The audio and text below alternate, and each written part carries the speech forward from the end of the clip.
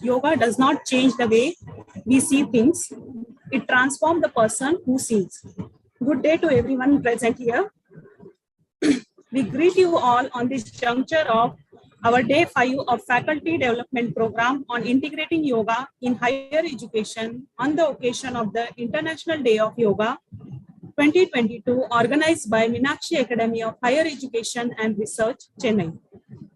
At this juncture, we would like to extend our heartfelt gratitude towards our organizing committee, Thiru A.N. Radhakrishnan, Chancellor Maher, Mrs. Jayanti Radhakrishnan, Rector Maher, Professor Dr. R.S. Neelakandan, Vice Chancellor Maher, Professor Dr. C. Kritika, Registrar Maher, Convener Dr. Sham Sivasamy, IQAC Maher, Organizing Secretary Dr. R. Ilangovan, Professor and Head FIST Maher, Co-Coordinators Dr. S. Murugesan, Dr. V. Subbulakshmi, Dr. G.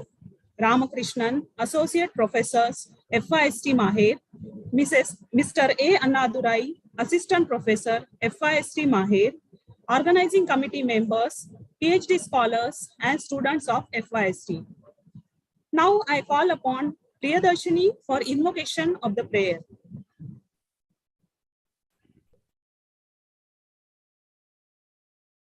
You are not audible? No.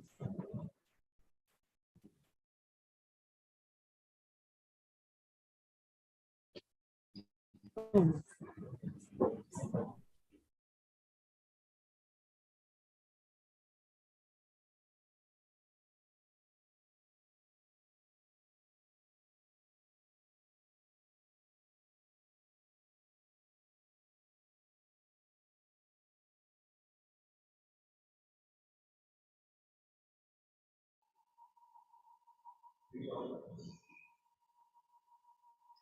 Audible now? Yes.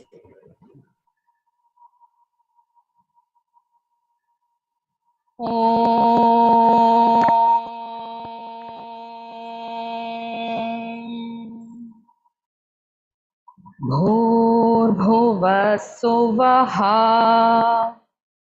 तत्सवितुर्वरेण्यं भर्गो देवस्य धीमहि धियो यो नः प्रचोदयात्।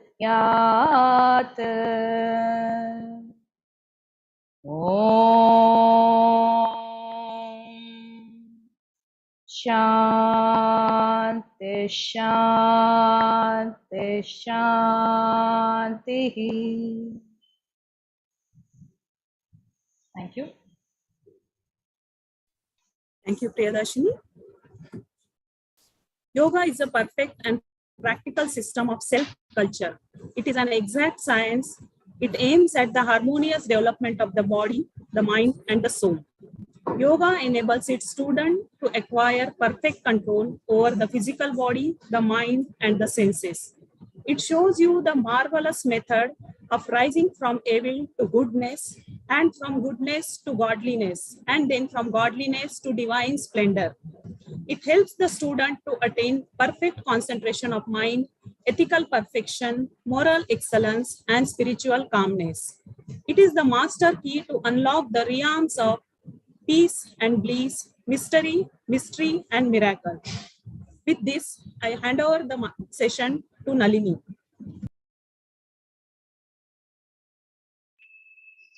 Thank you, Pallavi.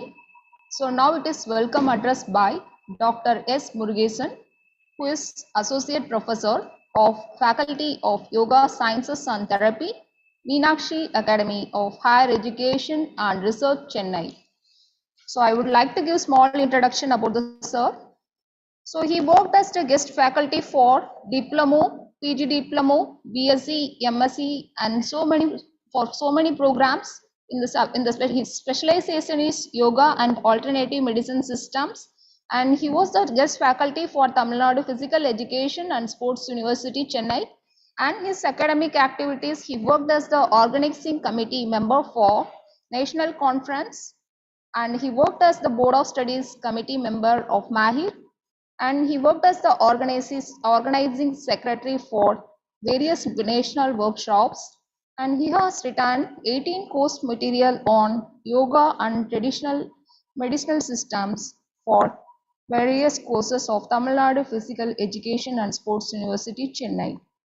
His specialization is yoga therapy, Siddha, Burma therapy, naturopathy, Panchakarma therapy. He has won so many awards like Yoga Ratna Award from the Government of Tamil Nadu, Yogacharya, Yoga Bharati, Yoga Chemmal, Yoga Dronacharya, and so many awards. So with this warm introduction, I welcome you, sir, to deliver welcome address.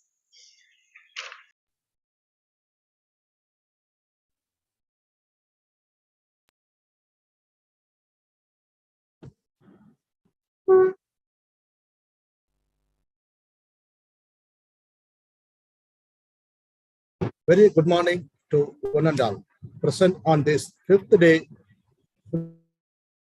of the online faculty development program organized by Faculty of Yoga Sciences and Therapy, Meenakshi Academy of Higher Education and Research.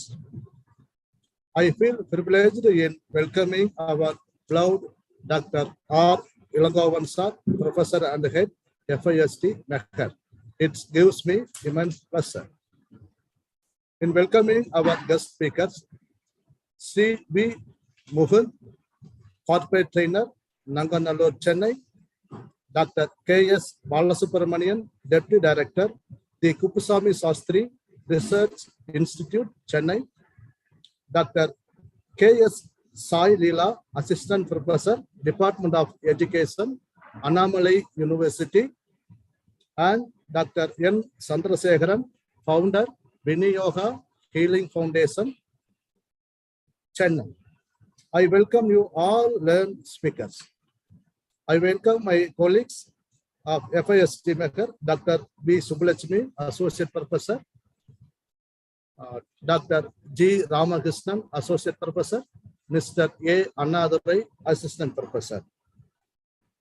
I welcome all the scholars and students of FIST Maher. My hearty welcome to all the participants participating in this program. Once again, I welcome you and welcome one and all. Thank you. Thank you, sir. And sorry, 1 minute.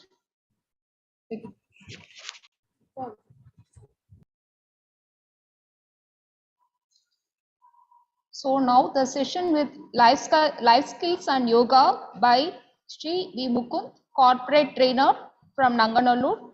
So before inviting our chief guest, I would like to give small introduction.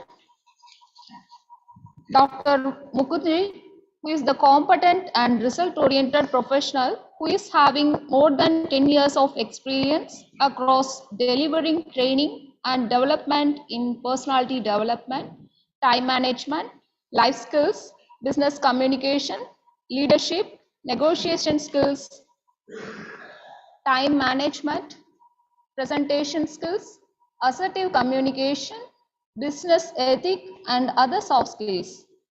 Through exposure across managing training programs on matters pertaining to soft skills, the leadership, sales, products, customer service, and process management, coupled with the knowledge of training need analysis, module development, and trainer certification. So he has worked in so many fields, and he has leverage in keen analysis and managerial and administrative abilities, insights, and team approach in training and development to drive organization improvements and implementation of best practices adapted at working in high pressure environments with strict deadlines and multiple deliverables. So he has excellent time management skills with proven ability to work accurately and quickly prioritize and coordinate and consolidate the task, with simultaneously managing the diverse range of functions from multiple sources. His core competencies are training and development, content development, leadership skills, and interpersonal skills and analytical skills. And his professional experience, and he was the customer service executive at MMC Infotech Private Limited, and he was the training coordinator in Lassen India Private Limited, and he was the senior HR coordinator and team leader at Cognizant Technology Solutions, and he was the project manager corporate wing RIP Institute Private Limited, and also he senior trainer and mentor in breakthrough training solutions. So his trainings, he has given so many trainings. It includes the corporates like so many banking sectors, and also so many technologies and IT industries. And also he gave so many training in this trainings in colleges like MIT, Savita Engineering College, and SRM, and so many famous colleges. And also he has played roles like he is the mentor, and he is the good supporting clients in the supporting right trainers, and creating and delivering and train the trainer programs, creating proposals, promotional tools, and so many areas he has worked, and he has played various roles in the corporates and institutions, and he has completed so many professional certifications, and he has got so many awards. So with this small introduction, I welcome you, sir, and over the session to you. Thanks a lot, Priyadarshini. You called it small, but I think you have mentioned a lot about me. So, vanakkam and good morning to you all. Namaste. How are you all? Thanks a lot. The first message I'm reading from Kannan sir is that may all be happy and healthy. That's the agenda, or that is the beauty of life. Good morning. How are you all? Fine. Okay. Thank you, Shambhu Dayal sir. Okay. So whoever wants to be on camera, I would request you all to be on camera, because the interaction becomes more effective, because I always feel that no, I don't want to talk to the laptop. I would like to talk to all those people who are present here. And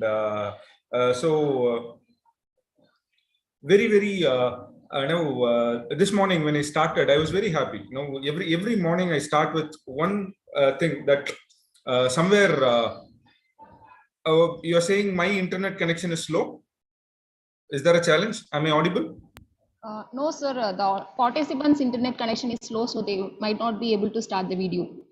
Okay. So, okay, that's great. Okay, so I'm going to just start off with one particular thing, which was like, when I started my career, it was some 15-20 years back when I started my career. One thing I understood is I have met a lot of people who are specialists in yoga, experts in yoga. I have got the opportunity of mingling with people who have done miracles in yoga. So one thing I understood is, a lot of people say that yoga is a form of exercise. Some people say that yoga is breathing, and yoga, some people even say that sitting in silence is yoga. But I always feel that yoga is a way of life. The way we live our life itself is yogic. And it's absolutely, thank you. So it is absolutely how we live our life is yoga. And whatever we do, from the time we get up in the morning till the time we go to sleep and when we retire to bed, the whole day, what we are doing is yoga. And today I'm going to talk on one particular concept. The beautiful topic that has been given to me is yoga and life skills. In this life skills or in this yoga, what I want to share with you all is one particular concept called as the karma yoga.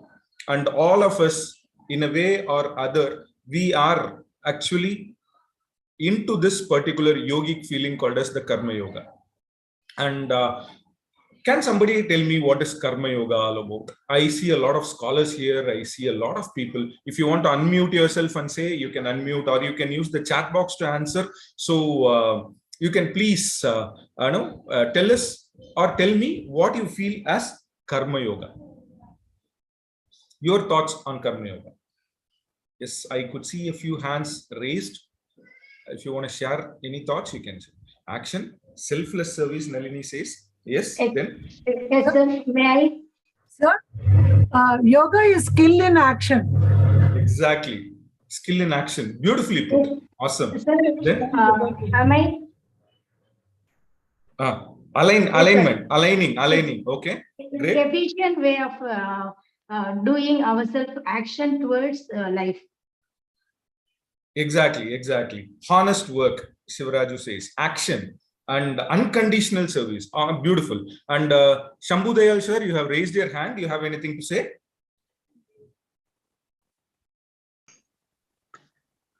Hare Krishna.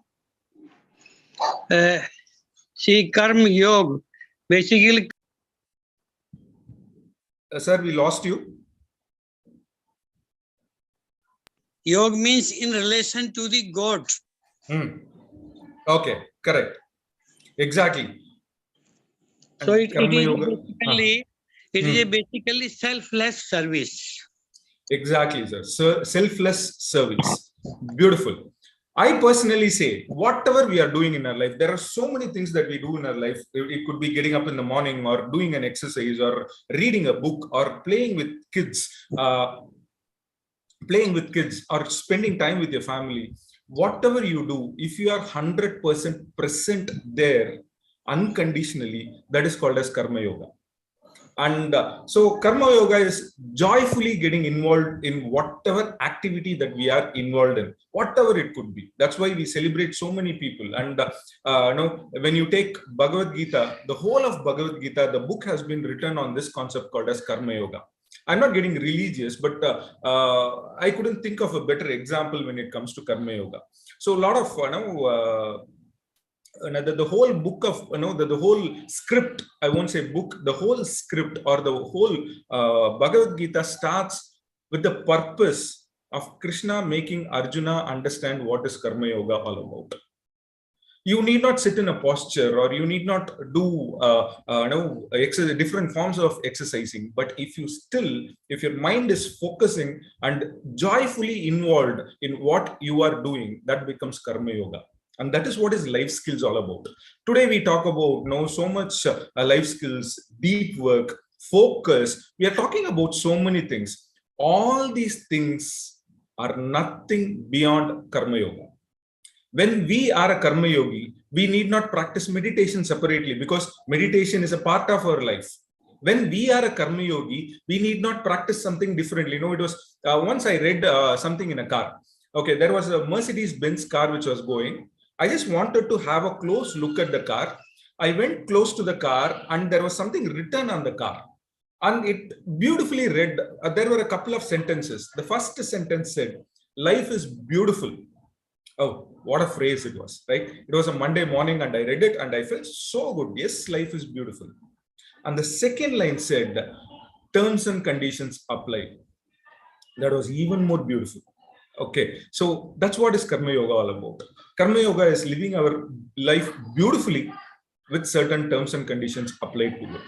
when we apply these right terms and conditions, we become karmic yogis, and we become karma yogis, everybody. And when we are in the teaching line, or when we are in the learning process, when we are in the process of doing something which is going to change the world, when we are spreading love, we automatically become karma yogis. And all of us here sitting here are all karma yogis, and we need to be happy, and we need to give a tap on our back for being karma yogis. It's not easy, it's not a easy process, but it's a life skill, it's a life, it's a value. So that's what we are going to look at today, and that's what we are going to discuss. And when I say this word again, karma yoga, can you give yes, rendering services to the human kind? So can you give some examples of karma yogi whom you have met, or you have read about, or whom you feel is the best karma yogi you have ever heard about? Can you all tell that? Can some of you share your thoughts on it? Sir, am I, sir? Yes. Yes, sir. Sir, when the people celebrate a birthday or a wedding anniversary day with orphanage or charity monging things, no, with the family members, of course, spending money and food or clothing, everything with that donating charity, giving Exactly. a celebration together.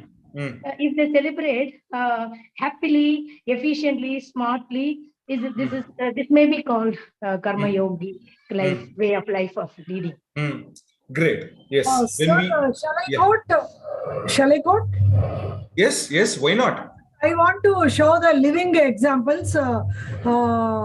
Primary and primitive karma yogi was Vivekananda, but living karma yogi, I want to mention our revered Prime Minister Narendra Modi ji. And in the educational aspect, I want to say our HOD.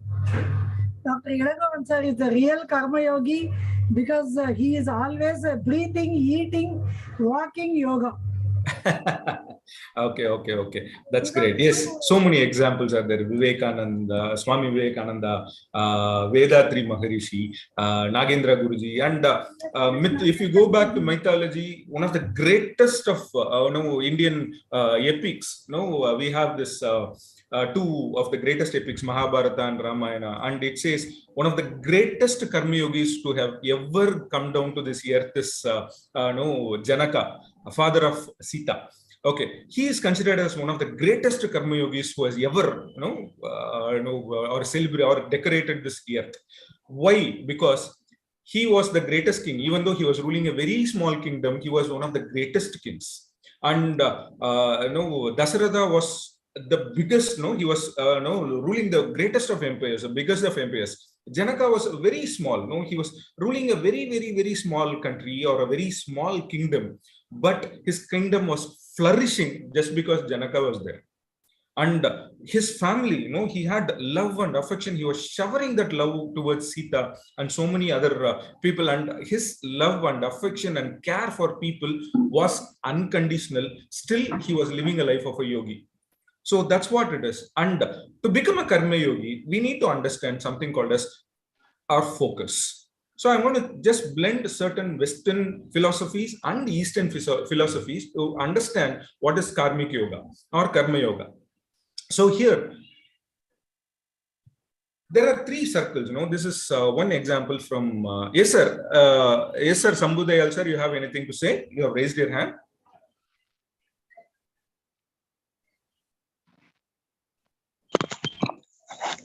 Hare Krishna. Yes sir.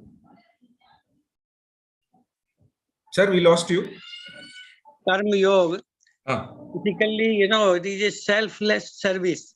First condition is there, whatever the result is there for the work which we are doing, we are not utilizing the fruits for the individual self. Okay. All the fruits will go to others. Then only the yoga. Otherwise, we cannot use the word yoga. Great. Yes, yoga cannot be used until and unless it is selfless. That's what sir says. And where we focus in life, we focus on 3 different areas. If you take your day, for example, when you are taking our day and when we are planning our day, there are 3 different areas in which we focus. The first area is called as the circle of control. The second area is called as the circle of influence. And the third area is called as our circle of concern. Okay, so the first area, the circle of control. Circle of control is the area where I can do things on my own without probably without disturbing someone or without taking the help of someone or taking the support of someone. All those things I can control on my own. For example, choosing to be happy no matter what happens today. Choosing to be happy no matter how others are going to treat me today. Choosing to be happy no matter what the circumstances are. Or doing my morning rituals no matter where I am, no matter who's seeing me, no matter who's watching me. I have a disciplined way of living, and sticking on to those disciplines is called as the circle of control. Those things I can control on my own without anyone else's support. That doesn't mean that we don't require others' support, but here, so it is very, very important that we understand that what are the things I can do on my own, so that I don't end up asking for help or seeking for help for everything I do in my life. Control all those things I can control, all those things which are there in my control. For example, let's take a very simple example. When it comes to a student life, while taking notes or while reading or while talking to someone, not using a mobile, I choose that I don't use my mobile and I'm talking to someone, or when somebody is talking to me. That's a decision I make, and that's something which I can control on my own. That's called as circle of control. Second is circle of influence. Circle of influence is what are the things I do for this society, for others, or excuse me, with a team I'm going to do are those things which are called as the circle of influence, where I can influence others, I can bring about a change. When I'm talking to someone is struggling in their life, when I feel that I can help this person through yoga, and he or she is influenceable, and what are the things I need to do along with others. For example, this beautiful conference is going on for the past 5 days, and one individual cannot do it. It's a team that is working, and everybody's strength plays a role. For example, one person takes the responsibility of organizing, one person takes the responsibility of coordinating, one person takes the responsibility of presenting, one person takes the responsibility of identifying the speakers. So these all falls under the second circle called as the circle of influence. It's the people's circle, where I work with others, I create magic for others, others create magic for me, and together we work. That is the circle of influence. So third one, the most important thing which I need to understand, or it has been even understood or recorded, that more than 80% of the people in the world fall or waste their time or invest their time on the third thing called as the circle of concern. The things which we cannot change. And karma yogis never ever think of the third circle called as the circle of concern. If I cannot change something, I will not focus on that. For example, I try to do something. Krishna goes as a peace messenger to meet Duryodhana and Dhritarashtra. He goes there and he speaks. He tells all the good things if there is no war. But after a point in time, even Krishna decides that, Krishna, the universe, decides that I cannot, this is out of my control. So the control I can have is on the Pandavas. If I'm going to guide the Pandavas well, Dharma is going to be established. So he decided this is out of my control. And Jesus, who wanted to spread love, all that Jesus wanted to do was spread love. He wanted to, he wanted to give out pure love to everybody. He tried doing that. When people did not understand it, he decided to prove that he is the God, Son of God. And he decided to do that. And he decided to spread love in a different means. He sacrificed himself when he understood there are certain things which cannot be changed. Only by doing things, those people who can be controlled can be controlled. So we need to understand what are the things I cannot change. For example, I cannot change somebody else's attitude towards yoga. If somebody comes and tells me, Mukund, yoga and all is not great, it's okay. That's your thought. I'm happy doing yoga. And somebody says that, no, Mukund, practicing yoga doesn't work out for me. That's okay. What works for you? Go ahead and do that. And when somebody comes and say, we get upset when somebody talks about our favorite people. We like someone. For example, there is a eminent personality. We love that particular person. Somebody says bad about them. That's their opinion. I cannot change that person just by arguing or just by, I'm going to spoil my mental peace, and I am also going to spoil the relationship with that particular person. Some people get upset when there is rain outside. Some people get upset when the day is sunny. If I cannot change something, there is no use in thinking or talking about that. This is what I need to understand. What is Karma Yoga? Focusing on the things I can change and focusing on the things where I can bring in change. So the circle of control and the circle of influence is where, as a Karma Yogi, my focus has to be. The day I understand that this is going to be the way of life I'm going to. There are three types of knowledge, but I'll talk about two major types of knowledge. One is called as the explicit knowledge. And the second one is called as the tacit knowledge. Tacit and explicit. How many of you have heard of these two words, explicit and tacit? Can somebody tell me? I think most of you must be knowing this, but I'm just asking. So it is one I'm talking about tacit. The other one is, yes, Stalin Prakar.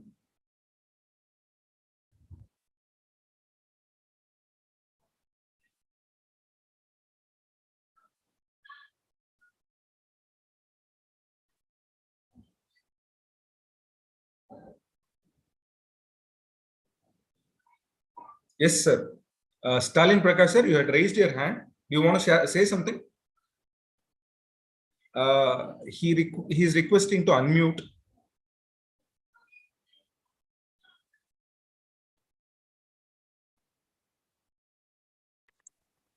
So when we say explicit knowledge, these knowledge can be captured in a paper or can be easily taught, which is so explicit in nature. Tacit knowledge is something which cannot be explicitly caught, which is more obtained through experience, and you get it only through experience. Say, for example, if my mother is cooking so well, she has been cooking for 30 years, there has been some kind of tacit knowledge in her. If I'm cooking for 2 years, which I have done through learning from some books or from some YouTube channels, which is so explicit, that is termed as explicit knowledge, sir. Exactly. So awesome. No, that is very clear. See, explicit knowledge is something which I can record. So you're writing a thesis, you're recording it, you're writing it down, you're jotting it down. Those are called as explicit knowledge. The knowledge which can be explicitly shared, the knowledge which can be explicitly told to others, knowledge which can be documented, that is called as explicit knowledge. Whereas the second knowledge, which is a very powerful knowledge, I would say that if people can find out a way to share this knowledge, and let me tell you, we have been the best in sharing tacit knowledge. Okay, yoga is a tacit knowledge. How many of you accept that? Let me tell you what is tacit knowledge. Then you can tell me whether you accept this thing from me or not. Tacit knowledge is something which we experience. I can tell you how to meditate, but how did I feel during my meditation? Only I know. I cannot put it into a document. I cannot write that. So that feeling I got, that bliss I got. There are some people who tell me, I always do a prayer called as a gratitude prayer. Whenever we do this gratitude prayer, a lot of people tell me that I got connected to my mother who's no more with me. I got connected to my father who's no more with me. So it is not that they came spiritually or sat in front of them or got into them, but the connect is tacit knowledge. Something which I cannot explain. It's a form which has to be experienced. And now tell me, how many of you feel that yoga is more of a tacit knowledge? Or life skills is more of a tacit knowledge? How many of you feel that? Anything? No, I'm just asking this question for you to share your knowledge.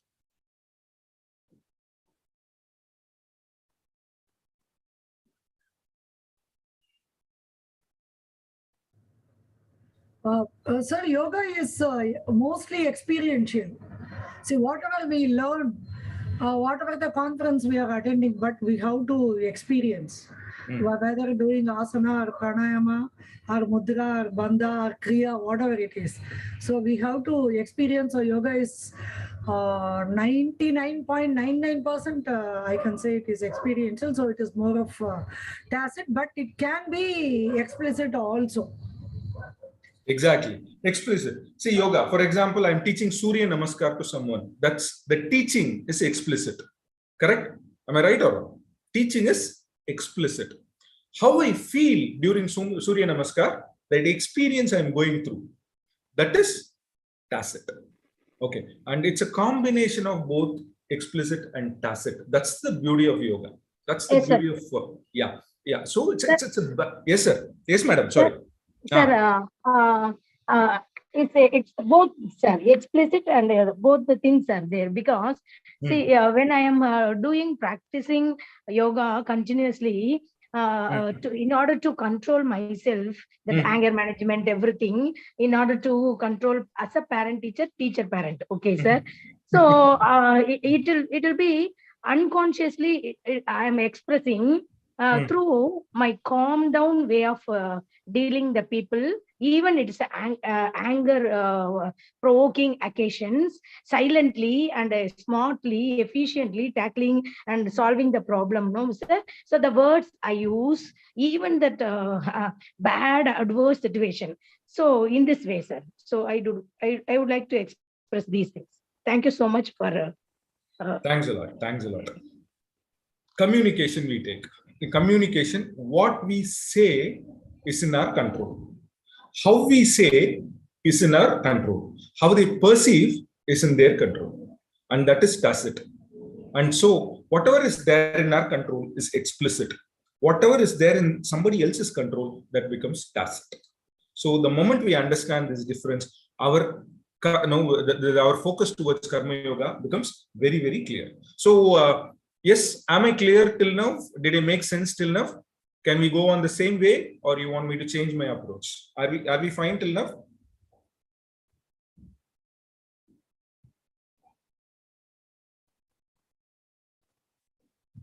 Yes, sir. Yes. Are we going the right way? Am I making some sense? Can we move on? Yes, sir. Yes. Okay. Thank you.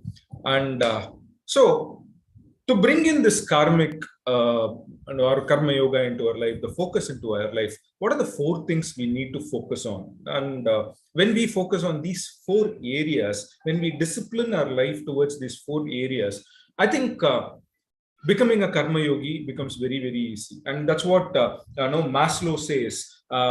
People reach self-actualization, right? Maslow's theory of hierarchy talks about different stages of life, where it starts from the basic needs and reaches something called as self-actualization. Somebody who is living, no, I'm not talking about yogis, and I'm not talking about people who are in search of God and who has left the worldly life. I'm not talking about them. I'm talking about people who are still in the worldly life, but still are connected to the Supreme. The Supreme could be anything, the nature, universe, Krishna, Jesus, Allah, Prophet, whoever it is. Whatever is your, when you are connected to the Supreme through your yoga or your meditation practices. The 4F for all those people who are in the family, when we cross these 4, we can become complete karmic yogis. I'm not saying that you need to leave these things behind, but how we are going to discipline ourselves, because even one worry about one of these 4 things will not allow us to be a complete karmic yogi. Will not allow us to be a complete karmic yogi. The first and foremost F I'm going to talk about is fitness. And when it comes to yoga, we are not talking about physical fitness and mental fitness as 2 separate areas. We talk about holistic fitness. When a person is going to practice yoga, or when a person is going to practice meditation, when a person is going to practice breathing, fitness is taken care of. The first discipline, if I want to achieve greatness in my life, if I have to do, a lot of people they come and tell me, Mukund, I want to go and serve a old age home. Recently, I had a conversation with one of my students, He came and said, Mukund sir, I want to take care of those people in the old age home. I asked, where are your parents?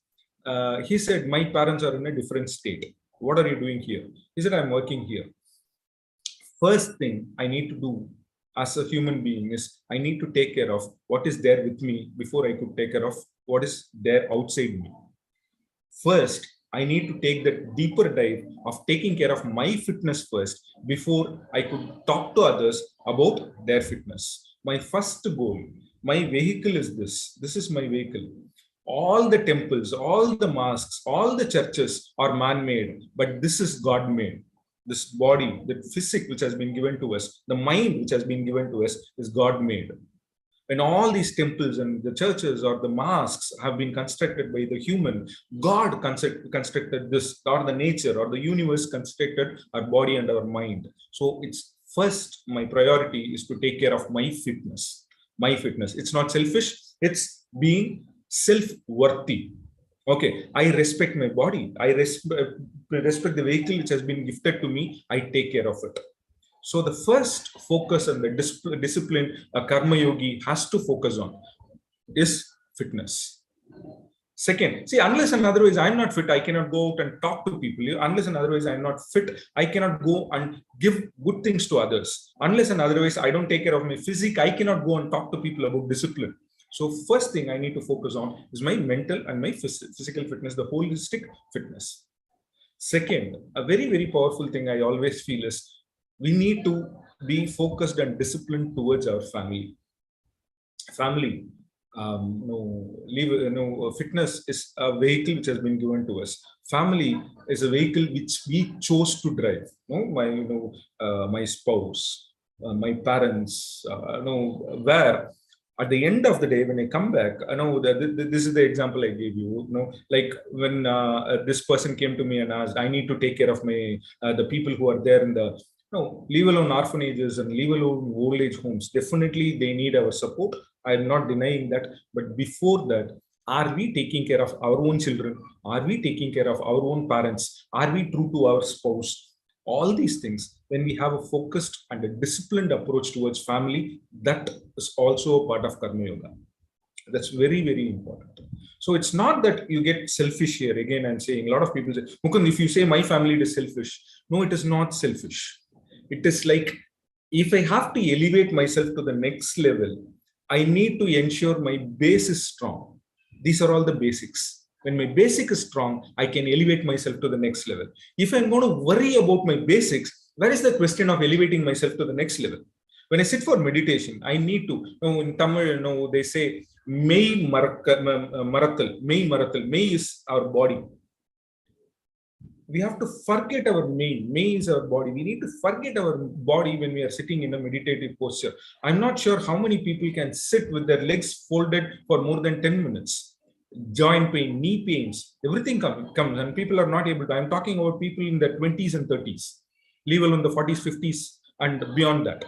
I'm talking about 20s and 30s. So when you are sitting in a meditative posture, if you're going to feel that, oh, it's paining here, I don't know what my wife is doing, I don't know where my kid is running, I don't know, my family is completely in doldrums.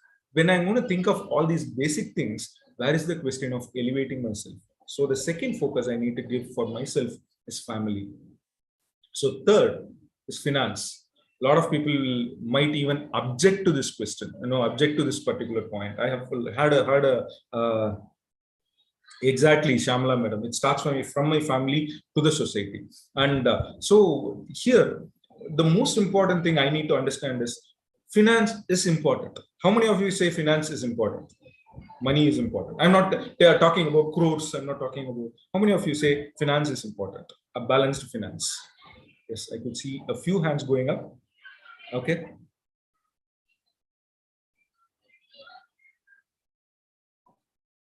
Yes, anybody who says yes. Why do you say it is finance? I see Shamli Gopinath. The last name I saw was Shamli. So Shamli, why do you feel finance is important?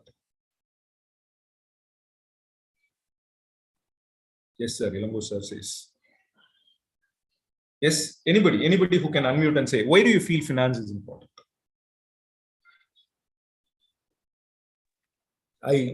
recently saw a nice message in WhatsApp, I think. I don't know which, some social media. I saw a nice, interesting message. The message went on like this. There is one guy who says, from tomorrow, I'm going to do good to the society. From tomorrow, I'm going to start donating. From tomorrow, I'm going to feed people. Every Saturday, I'm going to feed at least 10 people. All these things he's talking. Suddenly, he gets a message in his mobile phone. He opens his mobile phone and there is a message which says, Bajaj Finserv is asking for you to pay your EMI. And immediately he forgets everything. He forgets giving food to people. He forgets doing good to people. He forgets about his donation. Now, only thing which is there in his mind is, yes, Shyamala madam, you want to say something? See, I strongly agree with the third factor, finance. Because we are all humans. So in this Laukik world, so we have to satisfy even according to Maslow's hierarchy, certain basic needs like house, food, shelter and all. So when these needs are fulfilled by finance, so then only we can think of karma yoga or something else.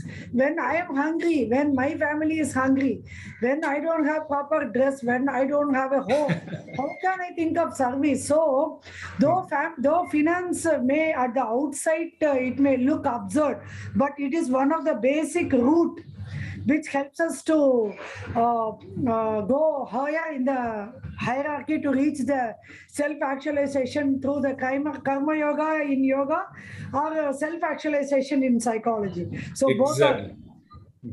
Exactly. Beautifully put, madam.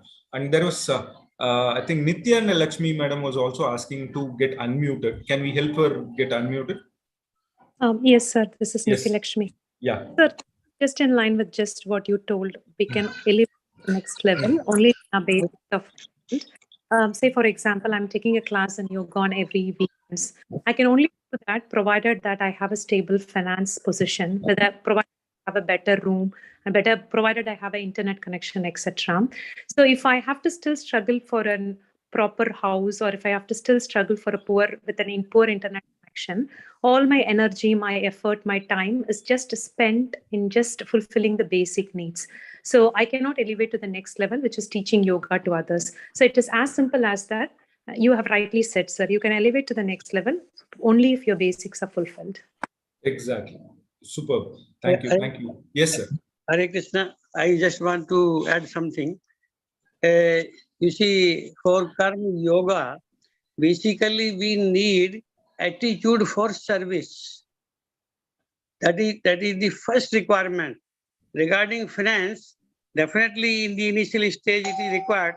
But you see, most of the wealthy people, even rich people, richest people, they are not in karma yoga.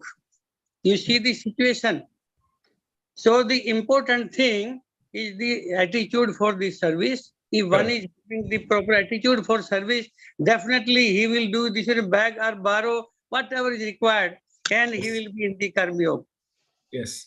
And I would also say that since you have put this, I'll emphasize karma yoga is a choice and not everybody chooses it. I would say karma yoga does not choose everybody. Karma yoga chooses only a few to be karma yogis. Okay, it does not choose everybody. So everybody cannot be Mahakavi Bharatiyar. Everybody cannot be Janaka. Everybody cannot be Mother Teresa. Everybody cannot be that karma yogi. No, it chooses. Even they are being chosen. And finally comes the most important thing: firm. Firm could be your business or your organization through which you are making money. I would know probably it is not only about money. Like-minded people. So I am very close, and 4 of my friends always know. I would tell you this happened in my life. Once we went to a college. It was a 5-day workshop. At that point of time, I did not realize too much of yoga or meditation or the importance of getting up in the morning before sunrise. The only sunrise I used to know was the coffee. So all these things, those days it was like I used to stay away from all these things. One day, I traveled along with one Mr. Manohar who came along with me, and we both of us stayed in a room, and we were doing a program for one college for 6 days, I think, Monday through Saturday. Mr. Manohar had this habit. He used to get up at 3:30 in the morning, which I used to think that were midnights at that time. For me, till those days, 6 o'clock was a midnight. Only when sun is on top and when he's scorching, that is the time I used to get up. No, the sunlight has to come on my face. That's how I used to be at that point of time. So every day he used to get up at 3:30 and he'll be doing yoga and he'll be sitting in silence and meditation. And every day he used to tell me, Mukund, it's very important that you need to get up and do this and do that. And I used to listen, okay, sir, I'll do that. And one day went, 2 days went, 3, 4, 5. And on the 7th day, believe me or not, both of us got up at 7:30. Actually, he was trying to change me, but he changed. Why? Because it's better not to talk to certain people about yoga or meditation or exercises when they are not into it. Our job is not to change a person who is not ready to change. Our job is to help those people who are ready to change. The fourth one is your organization or the business you do or the classes you take where you are making a difference, through which you are making a difference. So there are discipline and focus. These are the 4 areas which will help us to evolve as a Karma Yoga. First is fitness, natural. When I go and stand in front of a temple or a mosque or a church, when I do there, I should not feel my body. I need to forget my body and I need to, if I have to kneel down, I have got to kneel down. If I got to fall flat, I need to fall flat. If I have to bend down, I need to bend down. If I need to give dua, I need to give dua without the thought of my body, fitness. When I go there and deliver a speech, when I go there and deliver a talk, I need to forget my body. I should not feel, here it is paining, here it is paining, where the joints are paining. I'm not able to talk. No. And second, family. Morning, you get up and you are ready to go to your yoga training and you are about to train some 100 people and there is a huge fight in the family. When you go there, you will not talk about Surya Namaskar. You will be thinking only about spouse Namaskar. How am I going to come back and convince my wife or my husband? That's what will be going on there. So it is very important that we focus on our family. Give them that. Take care of them. They are beautiful. So when you are going on stage, when you are becoming a Yoga Ratna, when you are becoming a stalwart, when you are being celebrated, the first unconditional celebration is going to come from your family. So take care of them. So third is finance. As beautifully put by Sharmila Madam and Nitya Lakshmi Madam, it's when I'm going to fight for my pittance, how will I take care of the bigger things in my life? And the organization, ensure you are with the right company always if you want to evolve as a Karma Yogi. So are we clear with these 4 Fs? Any questions here? Or any thoughts you want to share? Are we clear with these 4 Fs? Yes. For a Grahastha, money is important. For science, money is not the first priority. But somewhere it also becomes a priority. And I'll also tell you, since a lot of people have spoken about Swami Vivekananda, Vivekananda was one of the highest paid speakers during his time. How many of you know this? He did not take the money for himself. He wanted that money. If I need to help someone financially, I need to have the finance. I need to have surplus. And Swami Vivekananda was one of the highest paid speakers during his time. And he did not take money for himself. He took the money to serve the people. Correct. So that's the finance I'm talking about. Yeah. Yes. Correct. And whereas if you take Paramahamsa Ramakrishna Paramahamsa, he never bothered about money. His life was completely a different life. If you read about Sharada Devi or Ramakrishna Paramahamsa, their lives were completely different. They chose to be, they were not Karma Yogis, they were yogis. Okay, they went beyond that. They said, no, okay, we don't want this karma. No, we are beyond that. He was a man who spoke to Kali. He was a man who spoke to universe. And think if somebody can create a disciple like Swami Vivekananda, how powerful a yogi he should have been. Okay, that's what is the difference. That's if we choose to be Karma Yogis, these are important things. Okay. Exactly. So somebody had to support him and send him. Okay. Yeah. And so finally, I'm just going to conclude with one important cycle called as the habit formation cycle. So we have decided to be Karma Yogis. And being a Karma Yogi, yes, Prema, madam, you have raised your hand. You have something here.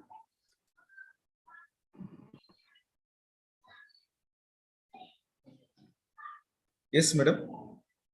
Prema, madam, you have something to say? Yes, sir. Yes, sir. Yes, sir, you said that we have to practice everything. No, though we are administratively very higher position, we have to practice in every walk of life, isn't it, sir? Sir, for in practical life, we see people like police officials and collectors and IPS officers, and even most thing, no, driving position, drivers and police personnel and these people, the collectors and highly the maximum hours working people, no, these people know, say they are not, they're practicing well professionally, sir. Example, their exemplary position, they are getting awards and cash awards and so many things. But come to the private life, in the family life, no, they are not practicing. So if we are not satisfying the circle, that is the wife or children and family members, mother and parents, what is the use of getting money or fame or influence or euphemism? See, exactly. Then how can we teach them, sir? Yeah. This is what we have to inculcate these things at least. So, and one more thing now, sir, I would like to share here. No, see, this is why I have participated in this FDP and doing yoga, sir. See, after marriage, even it is a love marriage or as an assembled marriage, the he's, no, they are quite tormenting their wives, sir. They are beating, they are abusing. Well, see, why? What is the reason? See, we have to teach them. We have to stop this. At least we have to teach them that they are the human beings. They who have given them rights to do such a things. See, yes. I would like to know from your solution. Sure. That's a very powerful question, which actually we can discuss throughout the day. Actually, no, I think I think this is like what I said. No, madam. No, as I told at the beginning, there are certain things which are within our circle of control. There are certain things which are there in the circle of influence, and there are certain things which are there in the circle of concern. Worrying about the society is in my control. Going and telling people is in my control. Taking it or not is in their circle of control.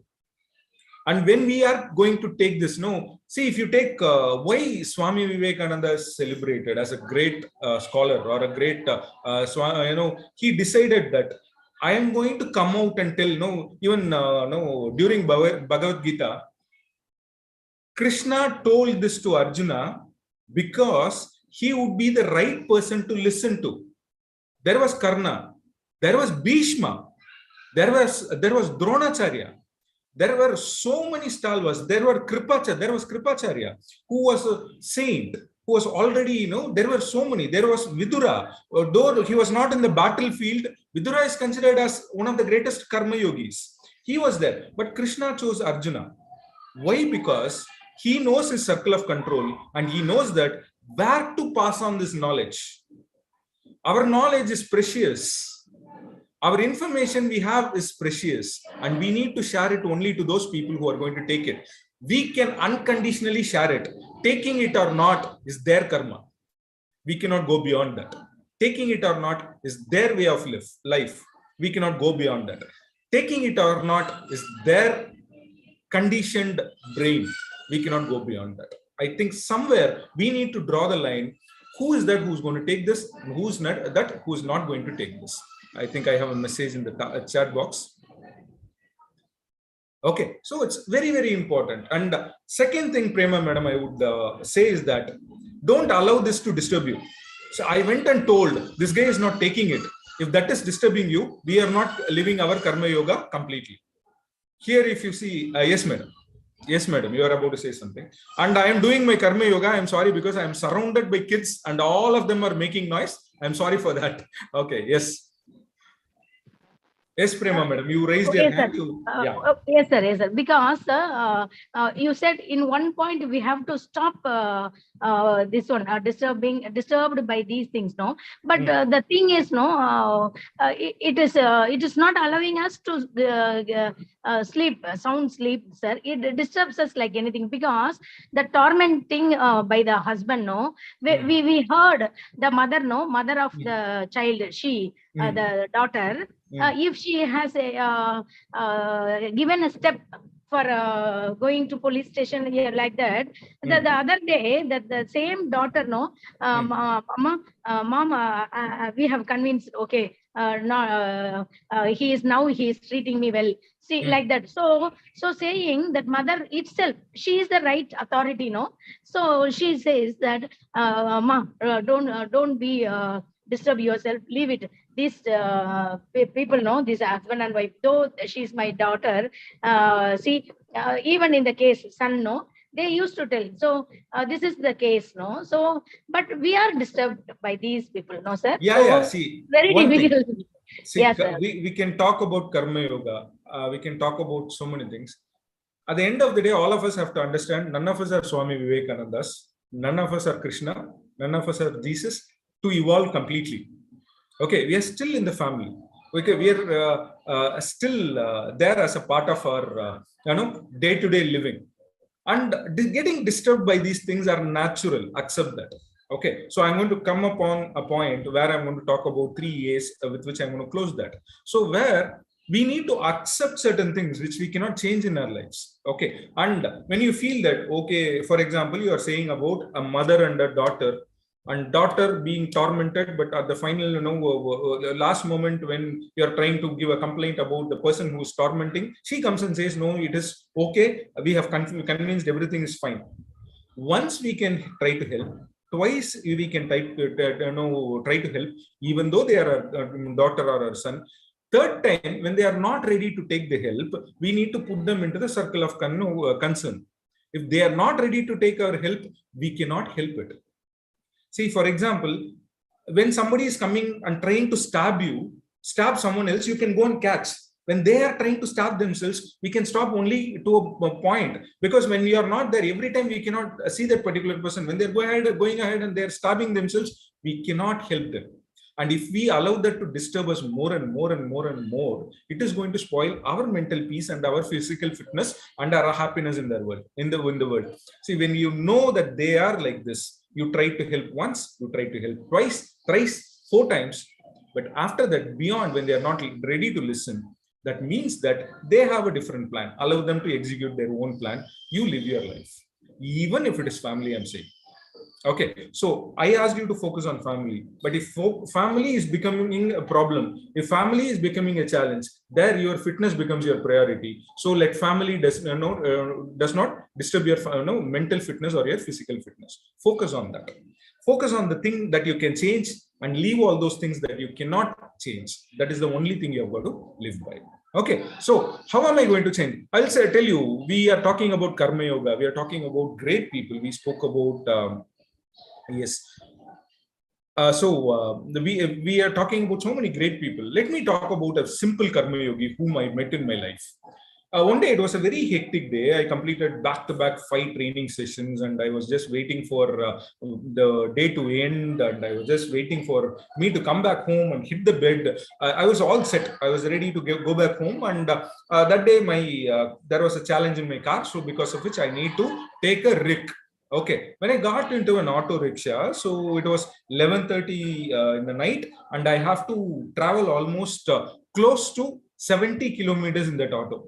I was just praying I was just praying for the auto wala not to charge me a bomb, because that was the time this demonetization was introduced, and I was having limited cash in my pocket. I was just praying, God, oh my God, what is going to happen? How am I going to overcome this? And is the auto wala going to charge me? Finally I thought was, the auto came and stood in front of my house. I was shivering. I was sweating all over my body. I stepped out of the auto and I looked at the auto wala because he did not even turn on the meter. The meter was on. I would know what is the money I need to pay. I was just praying all the gods I know, the whole universe. I was just praying. I don't know how much he's going to ask, or how much should I pay? And he looked at me, smiled, and said, "Thank you, sir." I asked me, "How much should I pay? How much should I pay?" He smiled and said, "Nothing, sir." Then what? Nothing? No, I came almost 73 kilometers now. You're saying nothing. How is it? He immediately said, he smiled and said, "Sir, every day I go for a free savari. I ensure that I don't charge one person. The last savari of the day, I don't charge anything. This is the way I give back to the society. This is my way of giving back to the society. Whoever it is, I don't charge the last passenger of the day." How powerful a message it was. This is Karma Yoga. You need not be rich. You need not be flamboyant. You need not be you need not be a person with everything. Abundance is your mindset. If you decide to be abundant, you are a Karma Yogi. He beautifully said, "It's okay, sir. No, I wanted to be a Karma Yogi saying that, no, take this money, take that money." He beautifully said, "No, sir. The last passenger gets a free savari. The whole day, no, I have been blessed with so many passengers. Let me help one passenger by dropping them without taking any money." That's what it is. When we understand this simple process, life becomes beautiful. Life becomes flamboyant. That's what we have got to understand. Okay, so the third one, the third concept I want to discuss about is how I form a habit. So, beautifully as she was asking how the worldly pleasures and the worldly challenges I'm facing. So many things are. So, here, how I form my habit makes a lot of difference. So, bringing in a discipline into my life is a very important thing. When I know how am I going to bring in that discipline in my life, the other things are going to just like that follow us like a puppy. When you feed a small biscuit to a puppy, have you seen a puppy? That puppy will never leave you. It will come running behind you. And the discipline, when we set in this discipline, success will follow us like a puppy. Happiness will follow us like a puppy. Purpose will follow us like a puppy. Okay, so first one is setting a reminder. Whenever, I'll tell you a personal example of how I formed one of the habits. I came out of eating white sugar completely. I never take white sugar. I'm not diabetic, but I don't eat white sugar just because I wanted to come out of it. And how I started doing it, I was a sweet fanatic. Okay, sweet fanatic. Especially this. How many of you like this Kaju Katli here? How many of you? Any lovers of Kaju Katli here? Kaju Katli, the sweet, the cashew sweet. How many lovers of Kaju Katli here? Anybody? No one, is it? Strange. Okay, now I see a lot of hands going up. Okay, that's one of my favorite food. I can even eat a dabba sitting. By talking to someone, I can even eat a dabba. That's how I used to be a fanatic of that particular sweet. What I used to do was, whenever I eat lunch, whenever I come back from my lunch, one of the biggest addictions I had was I have to eat a sweet. Okay, after lunch, if I don't eat a sweet, I will not feel fulfilled. I will not feel that I had a holistic lunch. So I'll ensure that there is a Kaju Katli or milk gova, the pal gova, or whatever it is. It will be there next to my workstation, next to my laptop. It will be there. I'll ensure I eat one of these sweets. Slowly, I understood that there is a reminder. Since I have this dabba of sweets next to my workstation, and immediately the thing I do is I come after lunch, after I do some stretching and all those stuff, I come to my workstation. The next thing that reminds me is this sweet dabba. So I decided that I need to change my reminder. It was very tough. I promise you, it's not easy. It was very challenging. I had to go through a whole process. I have to meditate. I need to talk to people. I need to make people influence me. So many things I did. And then what I did was, I did not leave sweet, but I changed the sweet into fruits. The same sweet dabba where I used to have sweets, I started having cut fruits. So I changed my reminder. I'm still having a sweet, but a better and a healthier sweet. I'm not eating that old sweet, which used to cause bad things to my body. I started consuming sweet, which is better. Still, no, definitely, the taste is not going to be as close as possible. Okay, it's not going to be like, milgova, so barfi, so many sweets have come over there. And I will not eat all these things. I will eat fruits. Okay, I started eating fruits. The fruits slowly but surely. Now, the first step towards changing your discipline or your habit is to change the reminder. So morning, I would say if you want to go for a walk in the morning. So we're all, you're all people who does yoga, but still, if you want to go for a walk in the morning, ensure that the moment you get up, the first thing you see, the reminder, something related to that walking. It could be a nice pair of Adidas or a Reebok shoes, pair of shoes that you have bought for walking. The first reminder has to be something related to your discipline.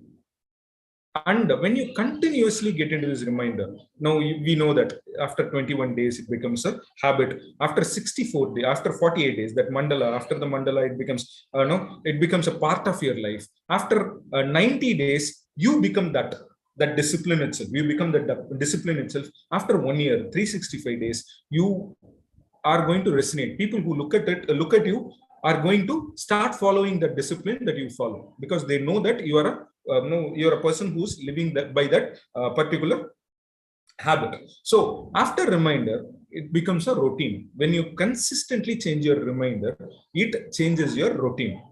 And finally comes reward. When you feel that you have set a reminder and live by that routine for a few days, ensure that you are rewarding yourself. Give some sort of, it could be a physical reward, it could be anything, some sort of a reward. Okay, so it could go and share it with people or tell someone, get rewarded. It need not be a worldly reward, it could be anything. But the moment you get rewarded, psychologically it gets registered in your mind saying that when I change my routine, I am getting rewarded. Even if you have reduced weight. So, for example, you were 60 kgs, 100 kgs, and you wanted to bring it down to 80 kgs. Now you have reduced by 4 or 5 kgs, 95 from 100 to 95. Now reward yourself. Buy a nice T-shirt for yourself, or buy a nice shoe for yourself, or take that weight and print somewhere so that people can see and come and appreciate you. So this is the way. First, change your reminder. Make it until the reminder becomes your routine. Keep your reminder, and when it becomes a routine, reward yourself. So are we clear with this focus? This is where the Karma Yoga comes. When you completely focus and start, I promise you, after a few days, you will start enjoying, you will start becoming passionate about it. You will love doing it. So all that we need to do is change the reminder, routine, and reward. Okay. So yes, are we clear with these three? Yes. Any questions or any thoughts? If you want to share any thoughts, you can share your thoughts too.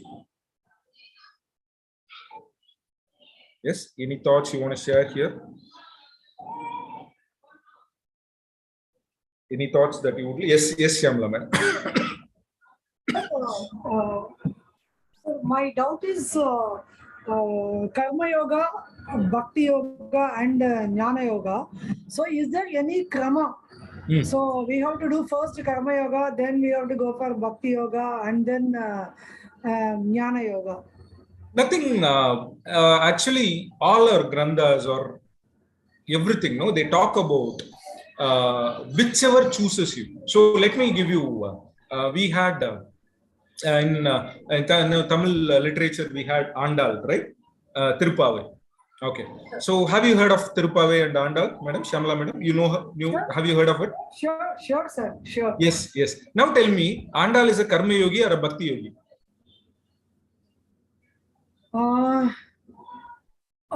According to my knowledge, she's first Karma Yogi, then landed into Bhakti Yogi. Exactly. So there is no stipulations that you need to be a Karma Yogi or a Bhakti Yogi or a Jnana Yogi. All these are situational mindsets. And if you decide to get into Bhakti Yoga, that doesn't mean that you need to leave Karma Yoga. If you are getting into Jnana Yoga, that doesn't mean that you need to leave Bhakti Yoga. See, it's an elevation. It's a promotional process. Okay. Somebody, until, if you don't have the Jnana, you cannot be a Karma Yogi. If you don't have Bhakti, you cannot become a Jnana Yogi. So it's a combination. Okay. There is nothing like it has to come first, and it has to, first in yoga, let it be yoga, let it be the holistic cycle, Bhakti Yogi, Karma Yogi, or Jnana Yogi. We never know where we are. We cannot, no, it's that phase of your life which changes you into a Jnana Yogi or a Karma Yogi. If you are a very strong Karma Yogi, automatically you are, the other two are a part of you. If you are a very strong Bhakti Yogi, Jnana Yoga becomes a part of you. That's beautiful. It's a, yes, from Karma Yoga, she converted into Bhakti, you know. So the surrender, when you surrender to the universe, and that's the highest level you are going to achieve. So until and unless you don't have the Jnana, you cannot become a Karma Yogi. Jnana of what is happening, what am I doing? Am I being focused? Am I joyful in doing this? Am I forgetting everything else when I'm doing this? So Lata Mangeshkar, she is a Karma Yogi because she forgets everything when she is singing.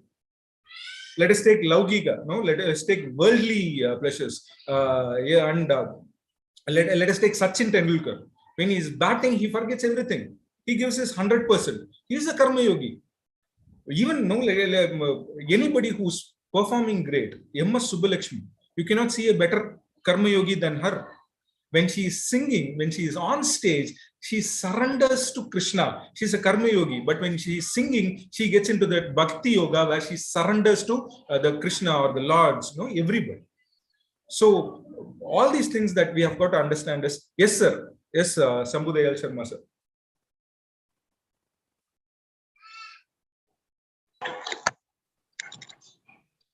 Hare Krishna, sir. I Yes, just sir. want to add here, with your permission.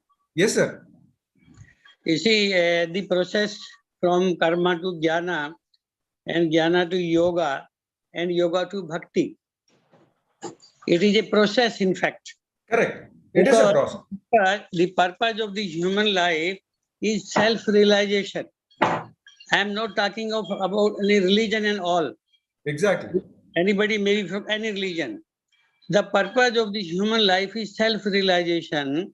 And when we are trying to do the self-realization through karmas, then it is called karma yoga. Exactly. When we do through jnana, when Yes. we have realized, because the first activity is this karma, yagya, tap and jnana, whatever is their karma.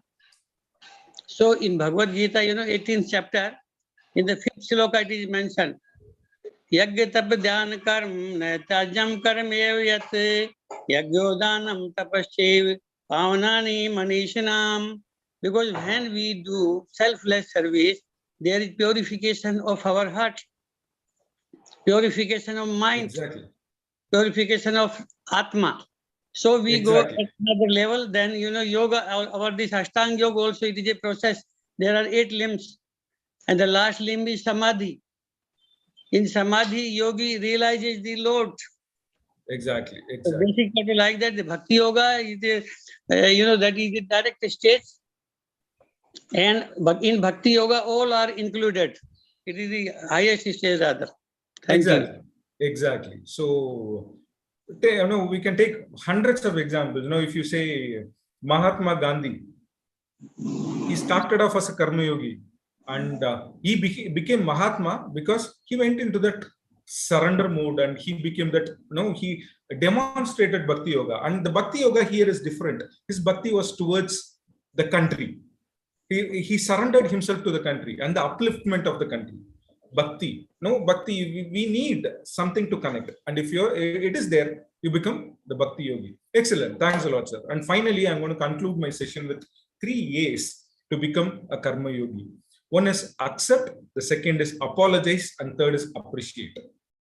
Accept. A lot of discussion around. I think one Mr. Yerumalai has raised his hand. I'll just give you time after I complete this, sir, with your permission. Give me a minute. I'll just conclude this and I'll just talk to you. Is that fine, sir? Okay. So the third 3 things: acceptance, apologize, and appreciate. We need to learn to accept 3 things in our lives. 3 things. When we learn to accept this, life becomes nothing beyond, nothing but blissful yoga. Life becomes beautiful yoga. The first thing I need to accept is that I have to accept myself as I am. Okay, I am a beautiful human being who has been gifted by the universe, and I am an extraordinary human being, and I am here with a purpose. I'll tell you, and there's a second thing I need to accept is after I accept myself, If I don't accept myself, people are not going to accept my thoughts. People are not going to accept what is happening. So what happens is here, there is something I need to change. I need to accept that, and I need to change. If I don't do that, so that becomes a challenge. Once what happens is Mahatma Gandhi comes to India, and he was not a very popular leader at that point of time. He was just an upcoming leader. That was the time he became that half-naked fakir, where you used to have a dhoti on top and dhoti around his waist. These were the dress he was wearing, and the clothings he were wearing, and he was wearing. And once there was a meeting at the palace of Muhammad Ali Jinnah, the bungalow of Muhammad Ali Jinnah. He was also invited.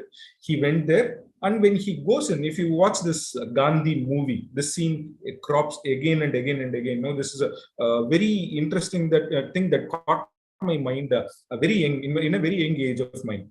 So Mahatma Gandhi enters the room. The discussion is all about, we need to eradicate untouchability from India before we throw out Britishers out of India. This is the point of agenda of discussion, which was happening there. They were talking and all those stuff. Suddenly what happens is, Jinnah is standing. There is one particular person who comes with a tray full of coffee, biscuits, and all those tea and all those stuff. The moment he enters, Jinnah just slaps him and says that, with whose permission did you enter? Can't you see we are in a discussion and only people of our sort are allowed inside? This is the exact word he says. And Gandhi, who just enters, takes the tray from that particular person and starts serving it to everybody. Nehru is there, Vallabhbhai Patel is there. There are so many people who are there. He serves biscuits and tea to everyone. And finally to Jinnah, and he says, if we want the world to change, we need to change first. That is what is acceptance. If you find something has to be changed, if I need to become a Karma Yogi, accept that and change that rather than fighting with that. The more we fight with that, the more we become that. So we need to accept it and change that. If you ask me, Mukund, it is easy? Definitely not. It will take some time, but you need to do that consciously. Second level of acceptance is accept situations as they are. Lot of yes. And accept others as they are, accept people as they are, and finally accept situations as they are. Situations and people are not the same. There could have been a fight between me and my wife, and if I'm going to remember, carry the grudge, and next time when we have an argument, if I'm going to bring that and say that day you told me this, I don't even become a human, leave alone becoming a yogi. Accept situations as they are. The situation is over. Move on. People are never equal to situations. And third is accept others as they are. That circle of concern. One of the things I cannot change is other people. I cannot change other people. And my purpose is not to do that. My purpose is to give the communication. Changing or not is their choice. So accept yourself, accept others, and accept situation. These are the three acceptance we need to bring in with ourselves. And second is, the best stress buster is apologizing. The best way to eradicate any arguments is to avoid it first. Finally, you get into if you have the guilt somewhere, if you feel, and let me tell you, psychologically, guilt is considered as the most useless emotion of all. Guilt is considered as the most useless emotion of all. With guilt, you can never become powerful. With guilt, you can never, become a karma yogi. With guilt, you cannot even become a holistic human being. So wherever you feel there is an apology which is required, drop all your egos, shed all your egos, go and apologize voluntarily.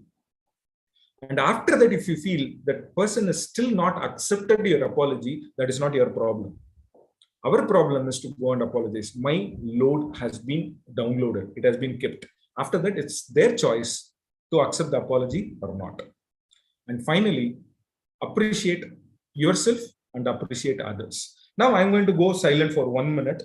In this 1 minute, if you want to appreciate anybody, you can unmute yourself, or you can use the chat box, unconditionally appreciate someone.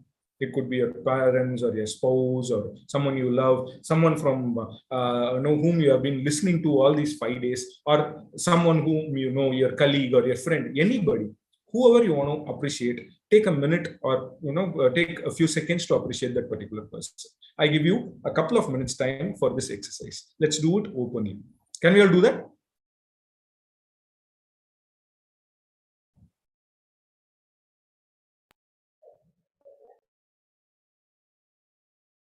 Yes. Yes, sir. Yeah. Who's starting?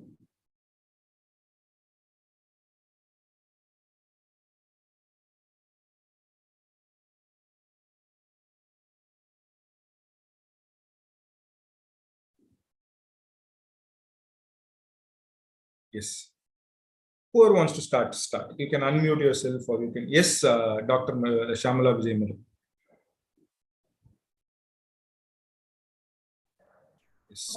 Sir, thank you very much for this wonderful lecture. First, I want to appreciate this Maher University Yoga Department, his HOD and his beloved students. See, they have done the wonderful job. See, I want to appreciate one that even they have translated from Spanish to English. See, it was, real help they have done.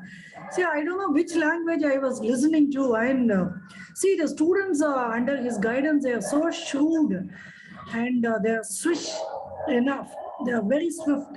So they have immediately translated and the entire session, the 5 days, so the entire Maher, especially the FIST, I want to give real appreciation for arranging these excellent speakers all around the globe, not only from Chennai, not only from India. Say they have brought speakers from Argentina, Canada, Singapore, and whatnot, China. See, really, it's a very big thing. So I want to appreciate and I will pray God for their Almighty and their HOD. Thank you. Thank you, madam. That was wonderful. No, because I think this is a great initiative. I need to appreciate Maher's initiative and Dr. Ilangovan's initiative. That's beautiful. Okay. Anyone else who wants to go on mic before I conclude?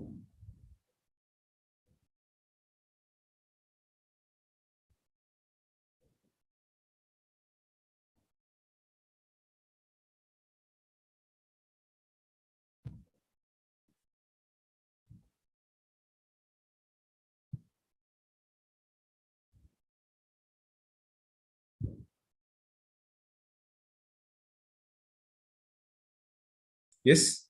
Anyone else? Participant, you can use chat box also. Yeah.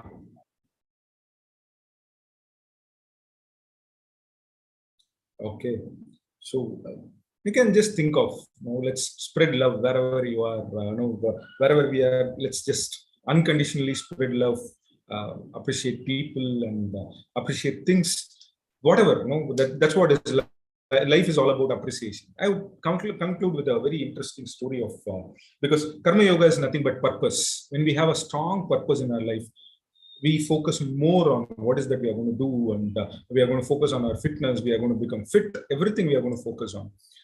There was once a lady who just stepped out of her house. The first step she took out of her house, the first thing which came and fell on her face was cow dung.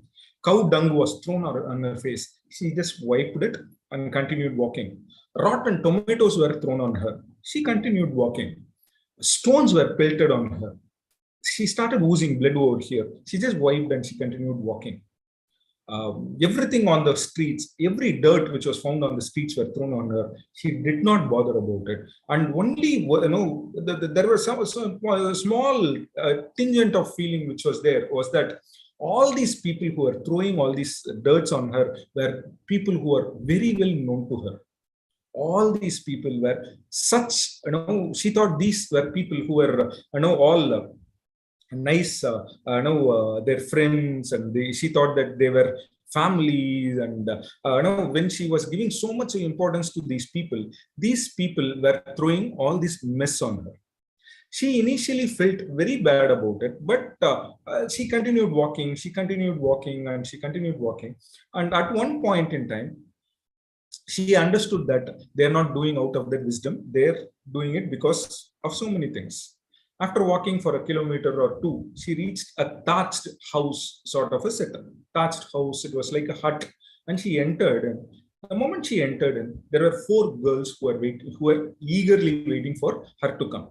The moment she came, she smiled at them. She went out of the hut. No, she went into a small room, changed. She had a different sari. She changed the sari, cleaned herself up, and she came back. And the best part was there was a blackboard, and she started writing on the blackboard and started teaching these 4 girls. And she was none other than Savitri Bai Phule. Savitri Bai Phule went on to start the first ever women's school in India in the year, I think it was not, if I'm not wrong, it was somewhere around 1848. And she was the first to come up with the women's school in India, girls' school in India. And if she had given up her purpose because others are throwing dirt on her, we wouldn't have had what is called as the education. In the education, one of the major reasons for the education to reach everybody without any bias, one of the major reasons in India was Savitri Bai. If she had stopped herself, oh my God, people are throwing cow dung on me, people are shouting at me, people are screaming at me. She decided not to step back from her Karma Yoga, and that Karma Yoga has created so many women wonders.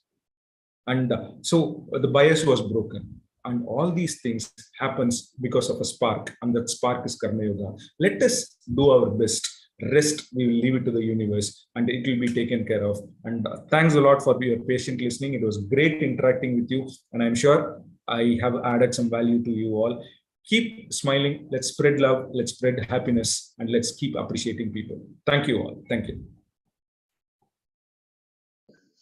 Thank you, sir. Participants, kindly post your questions on the chat box, or else kindly raise your hands.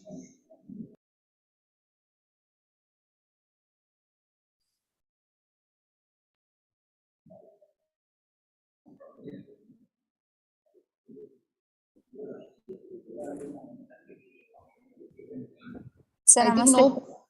Yes, ma'am, please proceed. Sir, especially for college students, first of all, my hearty thankful to you, sir, because today was such a great session. This is one of my favorite topic, to be honest, because I have been practicing Karma Yoga since like few years. So I'm coming to that line actually. But when I come across, like when I give a sessions to some degree colleges, is what is the best method of influencing youngsters to transit their life to karma yoga lifestyle, sir? Because it's become very challengeable. They think it is a very, very old tradition, like, they are trying to follow the present situation and everything, but end of the day, again, they have to come back to karma yoga, like the way we all are transiting our lifestyle. Okay. So what is the way to make them understand what is karma yoga in their education or to their developing their career lifestyle? Okay, so sorry, I did not get your name, madam. Okay, so one thing I would always say is Veda, sir. Veda, myself, Veda. Veda. Okay, Veda. So Veda, I would say the best way to take it to students is never use the word yoga. Now, one thing I have understood in the recent past, especially when I'm talking to the young folks, see, I won't say they don't have a purpose or they don't have a bigger thought. The thing is, the background they come from also influences their karma yoga. Okay, so it also influences them, or it also makes them think whether they have to see. That's what I said, the 4 F. Make them understand the importance of these 4 Fs. Before transitioning them from karma to karma yoga, make them understand they have to perform their karmas perfectly. So let it be their fitness, let it be their family, let it be their finance, let it be their firm.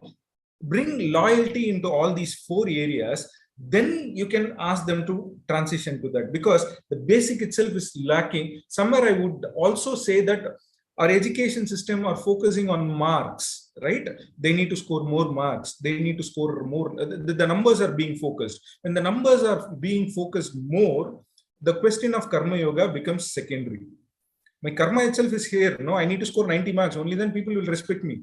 I need to score 90 marks. Only then I'll be considered as a good student. I need to score 90% mark. Only then I'll be accepted in the society.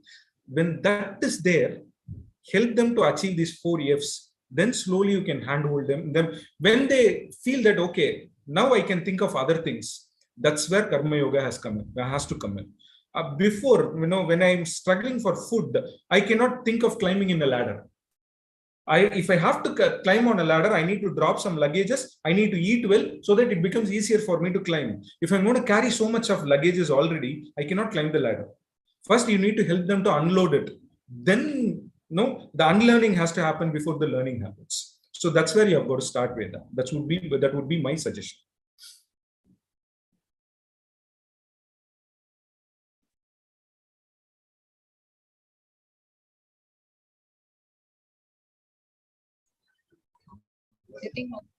Questions.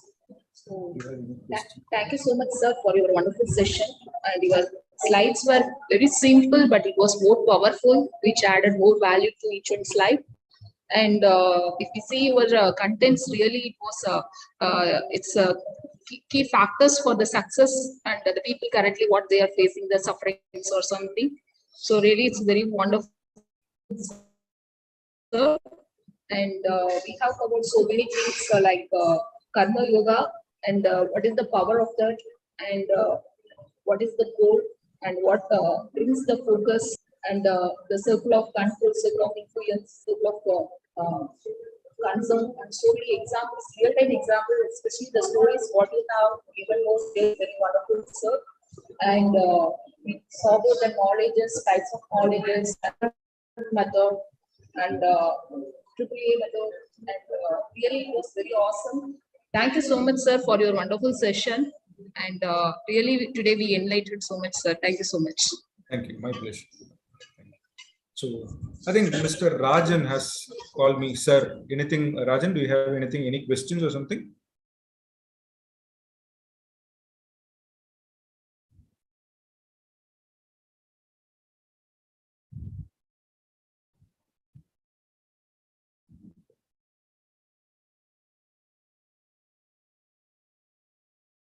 Yes.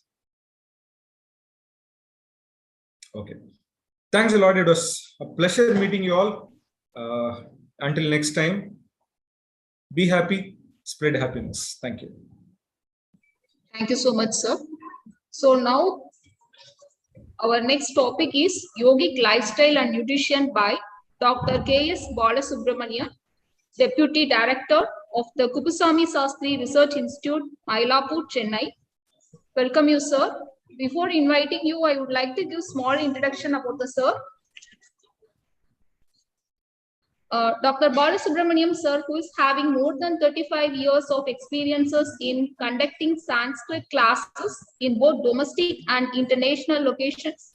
He has guided many postgraduate research scholars, and his education qualifications include he has completed the MA Sanskrit, PhD in Hatha Yoga, PhD in Yoga in the University of Madras with the critical study of the Yoga Yajna Vakya, and his professional experiences include he joined as the research assistant in 1983 and deputy director of the institute from 2001 and assistant director of Sahaj Mars Spirituality Foundation from April 2007 to 2008, and currently he is working as the director of the Kupusami Sastry Research Institute till date.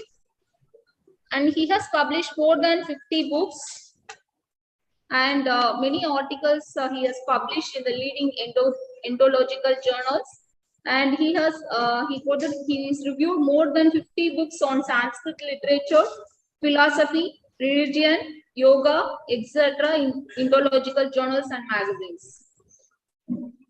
And he has so much editorial experiences. He has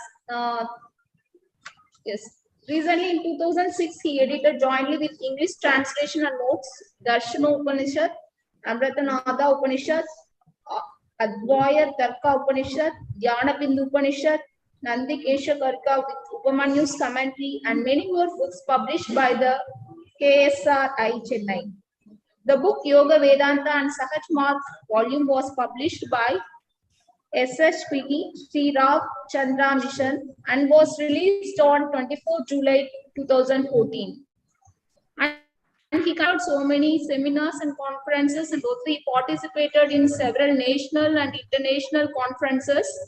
And he has visited so many countries and like Switzerland, Paris, Singapore, Italy, Berlin, so many countries he has visited.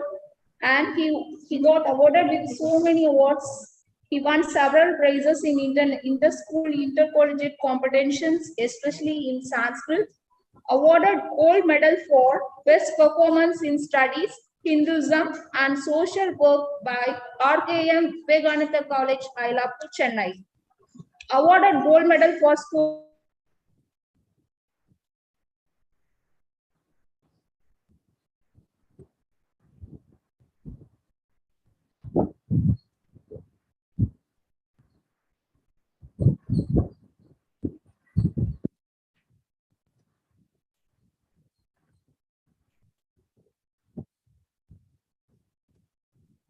Sorry, it got muted.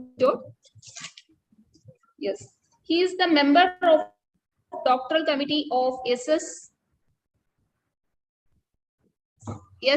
BMB University Kanchipura, and he is the member of doctoral committee of Sanskrit Presidency College, Chennai, and he is the academic council member of DG Vaishnav College, Arambakam, Chennai for Sanskrit, and he is the academic council member for the board in Sanskrit of Madurai Kamaraj University, Madurai, and he is the life member of All India Oriental Conferences. With this small introduction, I welcome you, sir, and over the session to you. Thank you, sir.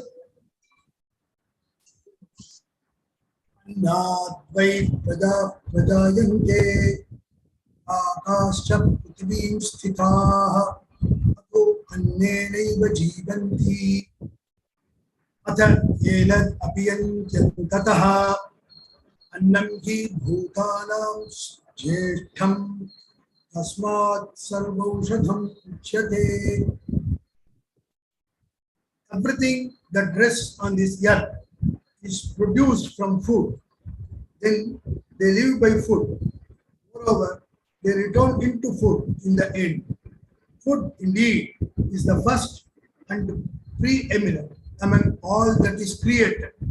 Therefore, it is the medicament for all. This is one of the quotations from Yajurveda, Taittiriya Upanishad belonging to the Yajurveda. So before I commence my talk, I would like to offer my sincere gratitude to the authorities of Maher, the Vice Chancellor, the Chancellor, then the Rector Madam, Sir Madam, Professor Ilangovan, and all others who have been doing a great job in organizing this session. Now, my topic for today is yogic life in nutrition.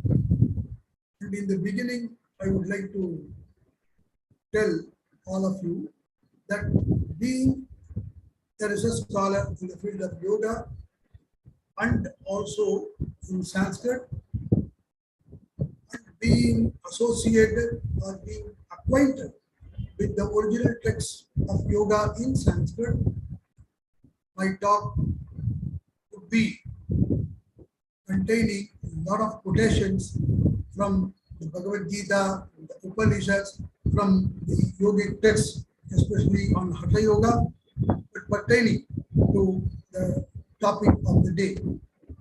So, once again, I thank all of you for joining. Kindly bear with me if I quote Sanskrit text, because that would add to the veracity of the statements, that would show that our ancients have gone deep into this subject. Almost all the subjects that have been dealt with in our ancient scriptures, and yoga being the most important topic in the present world, India being the origin of yoga, we find more than 3,000 manuscripts still to be explored. They are lying in the form of public manuscripts in different parts of India. And so, let us see only a glimpse of the aspect of yoga, because food or moderate food plays an important role not only for the practitioners of yoga, but for all of us during all the times. So the quotation that I gave you just before is from Taittiriya Upanishad. It shows how important the food is for all created beings in this planet. The same Upanishad goes on to praise the food as equivalent to God himself and also the other 5 basic elements: air, water, fire, air, and space. There are innumerable passages in our ancient scriptures which give much importance to the need of proper diet. Texts on yoga and Ayurveda have paid great attention to this aspect to keep our body and mind in good frame. Therefore, Patanjali, while talking about the Ashtanga Yoga, before he commences that, he talks about 9 obstacles that may come in the path of yoga, and they are: the first obstacle is Vyadhi, disease. Therefore, one has to be aware of the physical inconveniences to avoid them. And Patanjali's 9 obstacles include those diseases pertaining to the body and the mind, and they are Vyadhi, Sthana, Samshaya, Pramada, Alasya, Abhirati, Bhranti Darshana, Alabdha Bhumikatva, Anavastitatvani. Why should they be avoided? Chitta Vikshepa, they bring down the mind, they make the mind to fall down. They antaraya, therefore they are all obstacles. So the first one is Vyadhi. The term Vyadhi comes from the word Adi in Sanskrit, not A-D-I, it's Adi, means original. This is Adi, A-D-H-I, which means the mental disturbance. Therefore, when the mind is disturbed, the body also gets disturbed. Therefore, it is V plus Adi becomes Vyadhi, that is diseases. So, Ayurvedic texts like Charaka Samhita also deal with this topic elaborately. In the present world, we are confronted with various forms of pollution: noise, air, water, food, etc. The modern man does not realize the importance of properly regulated life, as he has to spend more time and energy in yearning for his livelihood and to satisfy his wants. The facilities given by the modern scientific and technological fields have virtually made man lazy and his life mechanical. The various physiological and psychological disorders are visible everywhere. To compensate this, more and more artificial methods of exercises, gyms, food, medicines, etc. are prescribed, and often we can see that these cause many side effects and lead to new disorders in the body or the mind.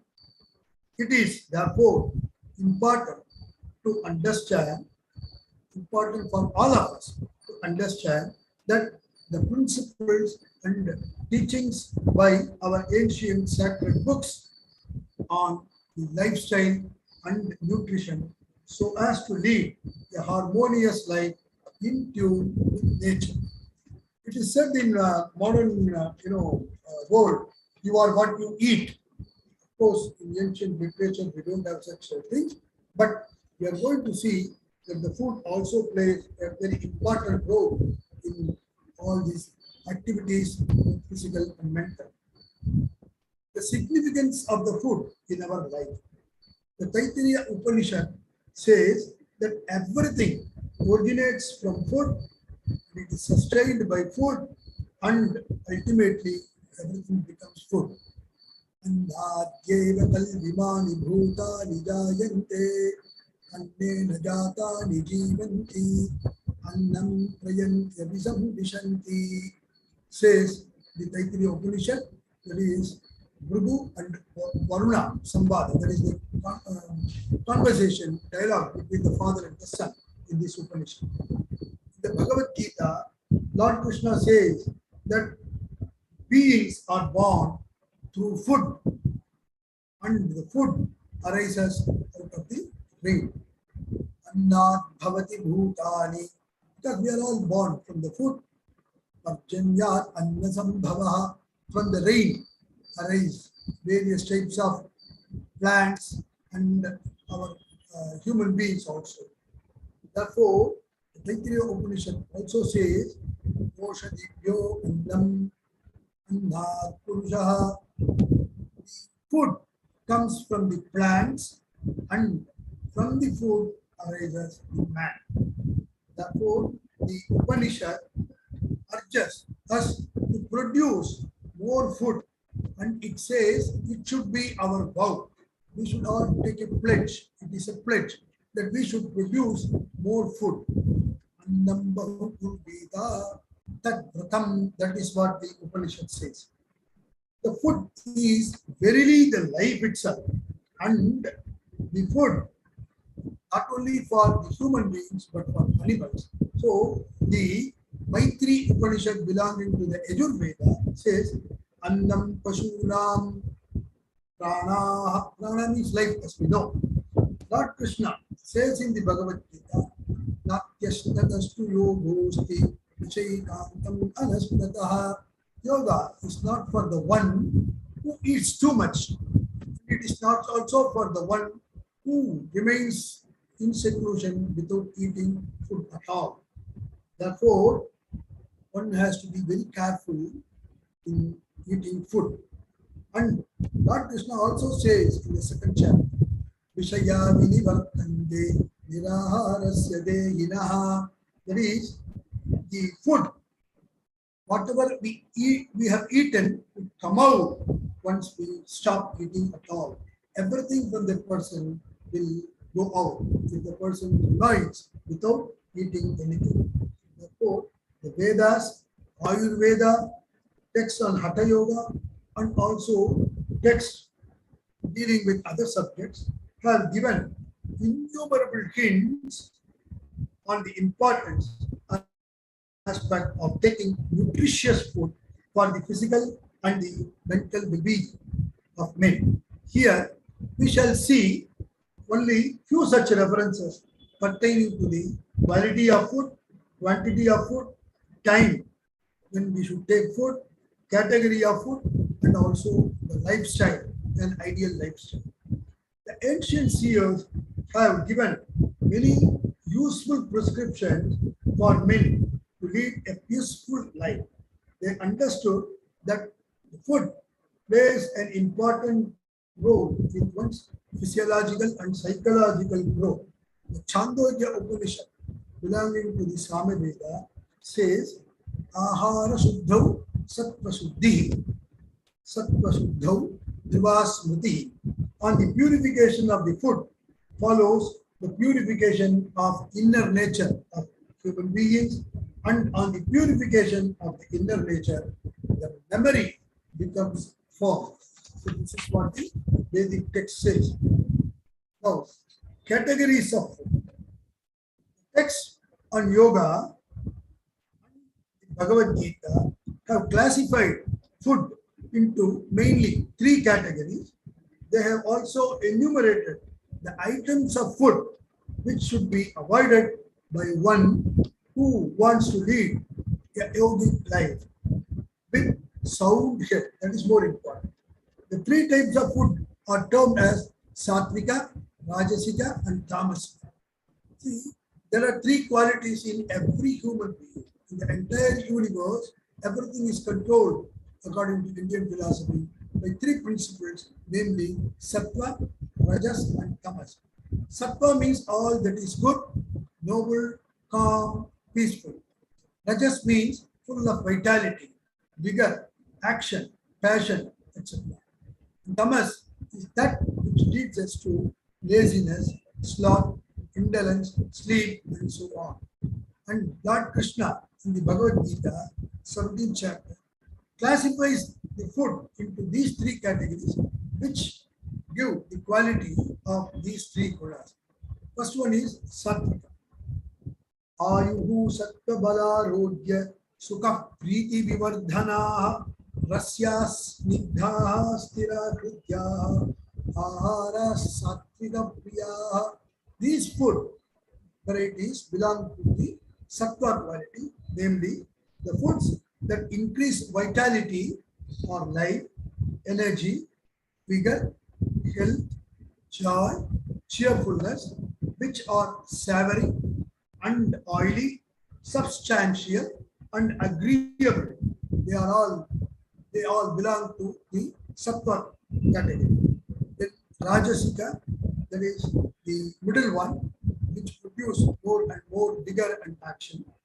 Katvam lalabana tushna tishna ruksha vidahina ahara rajasasyekha dukka soka amaya pradaha. These varieties produce only miseries or sufferings, diseases and sorrow. So Lord Krishna says the food that are bitter, sour, saline, overheated, pungent, dry, and which produce a burning sensation in the body, they are liked by Rajasika type of people, and they are productive of pain, grief, and disease. Then comes the last variety called Tamasika, Yatayam, Yatarasam, Puti, Pargushitam Jayate, Uchishtam Apicha Medyam, Bhojanam Tamasapriyam. This type of food produce only laziness and sleep. So Lord Krishna says that which is stale, tasteless, stinking, cooked overnight, refuse, and the impure food, they are belonging to the Tamasa type or the lowest type. Now, we are eating the food, the overnight food, by keeping it in the refrigerator, and again we are using it for the next day or the subsequent days. According to ancient Indian scriptures, this is not a good habit.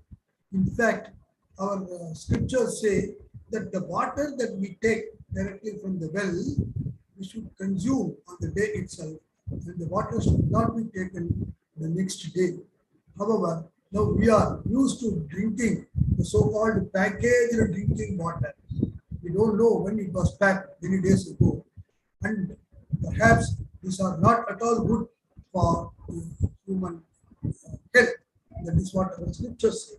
The water should be consumed on that day itself, and the food also should not be taken the next day. Besides, the food is also divided into all the food varieties.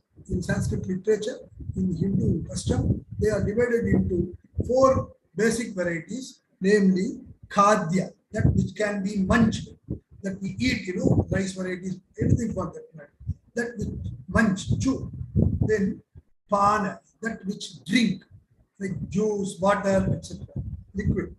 Then choshya, that semi-solid, that which we suck, like kheer, what we call the payasam, things like that.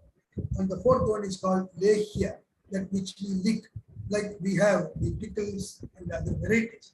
So everything comes under these 4 varieties.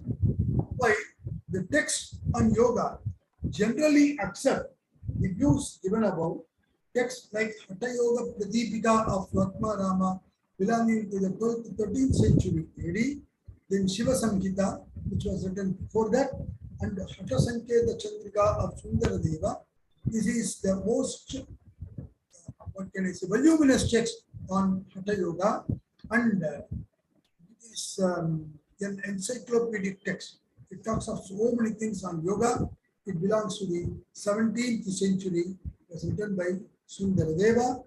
All these books talk about or give the details of food that can be taken and those which are to be avoided by the practitioners of yoga. The food items accepted by these texts in general are wheat, rice, barley, purified food, milk, ghee, sugar, butter, sugar candy, honey, dry ginger, snake goat, and green gram. Some of the varieties have been listed in this text. Godhuma, Yava, Shashtika. Shashtika means 60 days. That variety of rice which are grown in 60 days. Shashtika, Shobhananam, tasty food. Kshirajya, Khanda, Navanita, Sita Madhuri. Navanita we know, butter. Shunti, ginger. Patolaga is Podalanga in Tamil, snake goat. Paladika Panchashakam, Mudgadi, the Paitambar as we call it, the gram, green gram, and Divyam, Udakam, the pure water, Kemindra Patyam. This is Patya, that is, should be taken as food. Cow's milk is recommended here, but if it is not available, buffalo's milk is allowed to be taken, and the text caution that the water that we drink should always be pure. Hatasanketa Chandrika says that milk, especially that of the goat, wheat, and rice, mixed with ghee. Everywhere they say milk and ghee. They are very good for that. Mixed with ghee and vegetables strengthen the body and clean the nadis. What are the nadis? Nadis are the tubular vessels that carry the vital energy, the life energy throughout our body. So the numbers differ from text to text, whether it is more than 72 crores or in lakhs, they differ. But the idea is they are the ones which carry the life energy throughout the body. Therefore, the food has the potentiality to clean the nadis. Therefore, they say these are all ideal foods. Hatasanketa Chandrika also says that the food for the mendicants, see, in ancient India, the sannyasins or mendicants were not supposed to go from place to place. I mean, they were supposed to go from place to place, not to remain in the same place. Now, we have many sales executives or the marketing people, they have to essentially move. Therefore, what is the food that should be taken by them? The ancient text also says, the food says, the mendicants, beggars, and those who are often traveling from place to place, as I told you, sales and medical representatives or executives, marketing executives, and other people. For those people, the food mixed with soup, vegetables, and salt is good. But the food should be purified first. Daridrana, Maskarina, Lavana Rasa. Lavana is all of us know, salt. Supa. See, the English word soup came from Sanskrit word supa. Supa, Shaka. Shaka means vegetable. Shakadi Sankirna, Bhikshannam, Vishuddha Jala Prakshalitam, purified with good water. Hatayoge, Purva Bhyase, Mitam, Hitam, iti keji. This is good and this is also desirable. Text says that the food with too much of oil, soup, or sambar, which is overheated, that is, we are always heating again and again, overheated, and bereft of tamarind, cumin seeds, and the use of bitter leaves, they may be avoided. It also adds that in the beginning of the yoga abhyasa, in the beginning of the practice, whatever is available according to the place and the season. See, they have given long rope or leniency that if the place and the position of the person, he is able to get only a few things, he can take that. Whatever is tasty, because without taste if you take, it would be good for the person also. So these are taken to be patya. And the text says, Purvabhyase, in the beginning, Desha Kalanusarena, according to the geographical area and according to the season, whatever that one is able to get, Ruchya Sahate, that one is able to taste and agreeable to taste, Dehe Patyam, that is considered to be acceptable food. Hatasanketa Chandrika divides food into three categories, namely Uttama, Madhyama, and Jaganya or Adhama. That is the best quality of food, the middle quality, mediocre type of food, and the lower type of food. And it says the best type of food, few varieties are given. Milk, food mixed with ghee. As I told you, milk and ghee always are included. And the food made of wheat belonging to this category. While food with ghee helps in the purification of the bodies, that is arteries and veins. Milk and ghee give nourishment to the body. Similarly, vegetables and wheat also nourish the body. All these things are given hundreds of years ago. And then the mediocre food, that is what is suggested is wheat, rice, barley, purified food, milk, sugar, butter, sugar candy, honey, dry ginger, snake goat, green gram, etc. The lowest type of food is the food with oil. Generally, not too much of oil should be taken. Soup with little grams. We should always add some grams. That is what gives which gives the nourishment to the body. And overheated sambar. Patita means that which is what we call the sambar. So without any taste of sour, it should not be sour.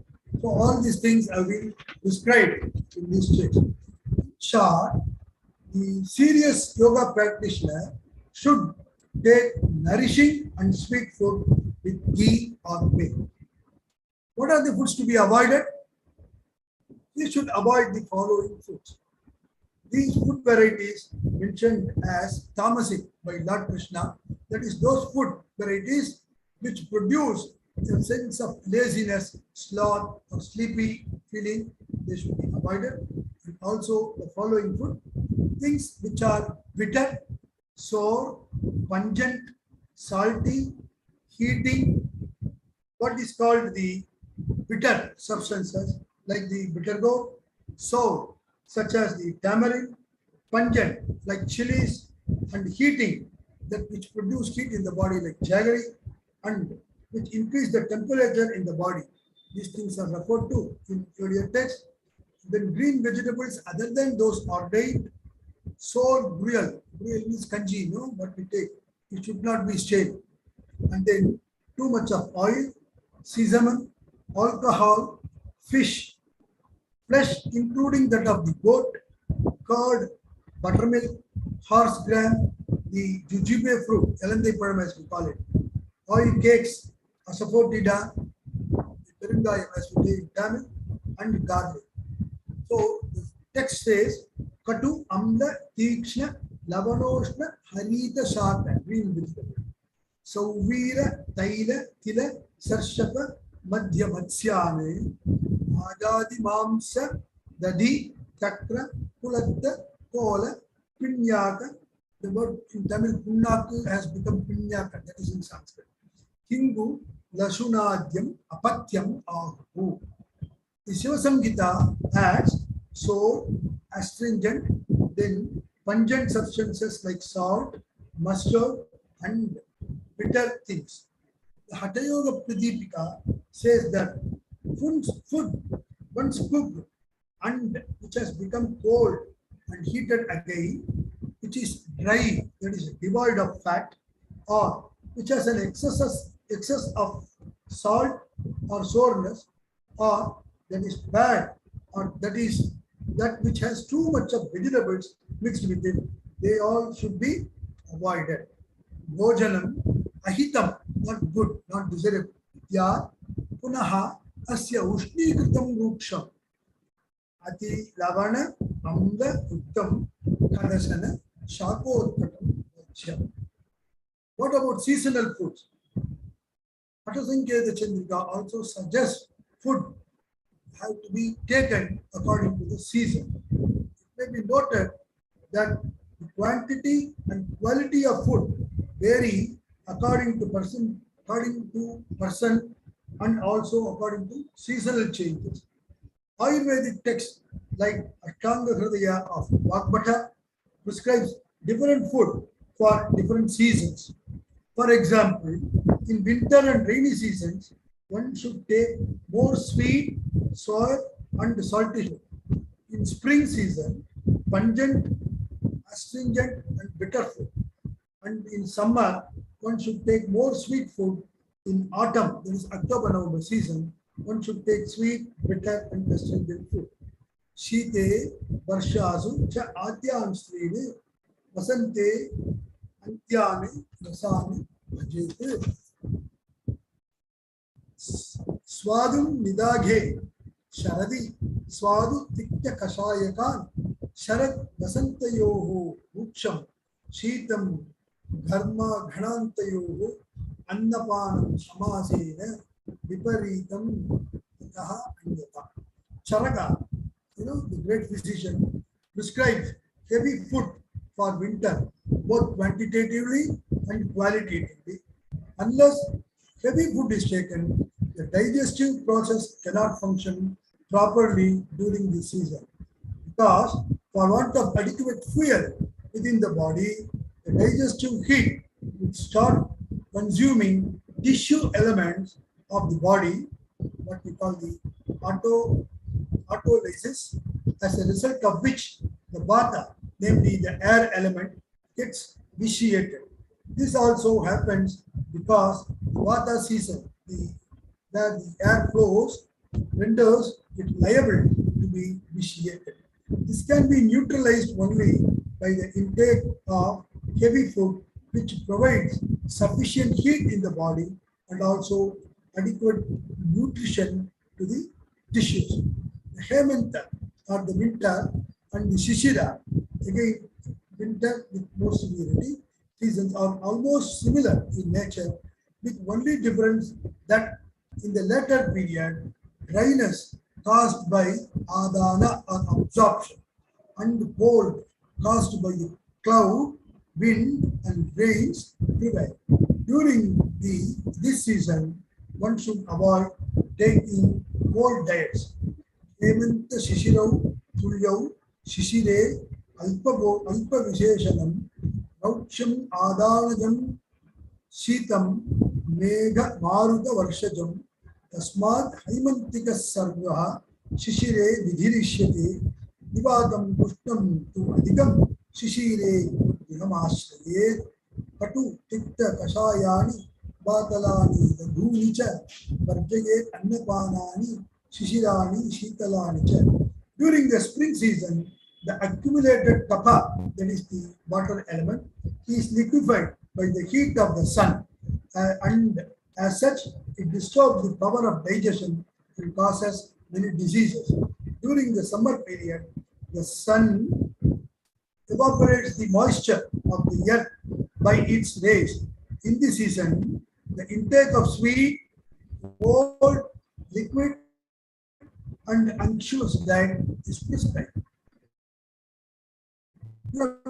Digestion is affected due to the gas coming out of the earth, rainfall, increase of acidity in water, and consequently the air element in the body and other diseases get vitiated. Therefore,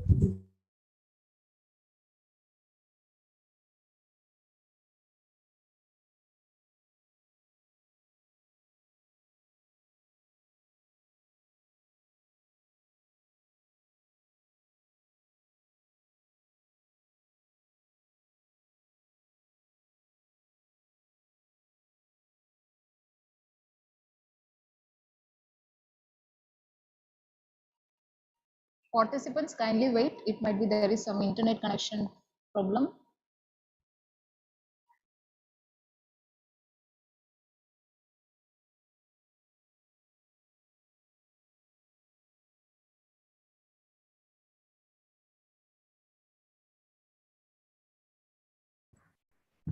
Am I audible?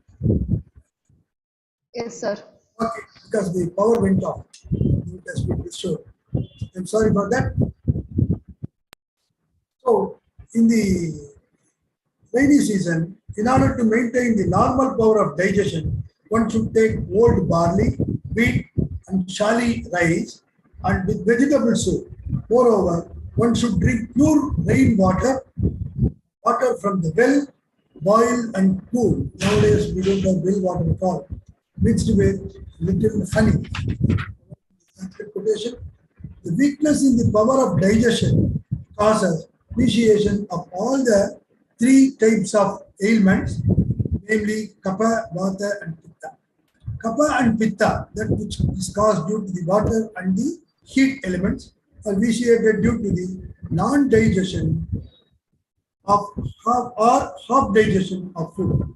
The air is vitiated due to the consumption of tissue elements caused by inadequate production of the nutrient material responsible for the nourishment of the tissue elements. We call it dhatu in Ayurveda. Though honey is responsible for the vitiation of the air element, its intake in small quantity is prescribed in order to overcome kleda or dampness of the rainy season. With the beginning of autumn season, the heat element accumulated during the rain gets generally vitiated. In this season, sweet, light, cold, and bitter foods and drinks which have the ability to alleviate the heat are to be taken in proper quantity when there is good appetite. The water which is exposed to heat of the sun during the daytime to the cooling rays of the moon during the night, which is also purified by time, is detoxicated by the star canopus. We call it Agastya in Sanskrit.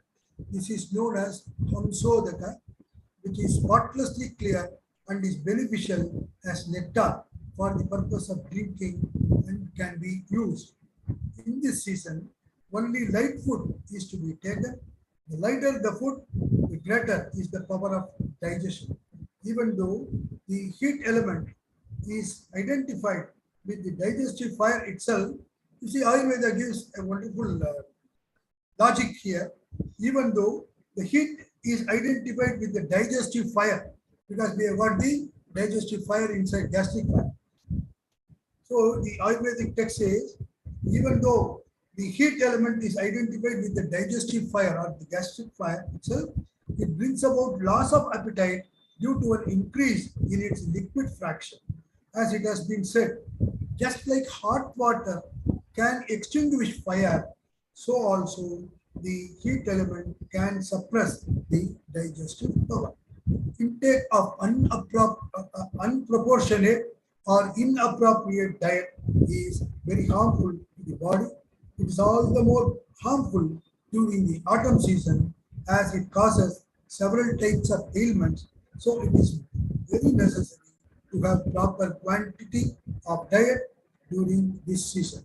So the Ayurvedic texts in general, whether it is Bhagavata, Charaka, Sushruta, they all devote a lot of time in talking about the proper diet during all the seasons. They have written volumes on that. Now let us go to the quantity of the food that should be taken. It is also important to know how much one should eat in order to maintain the body and mind active.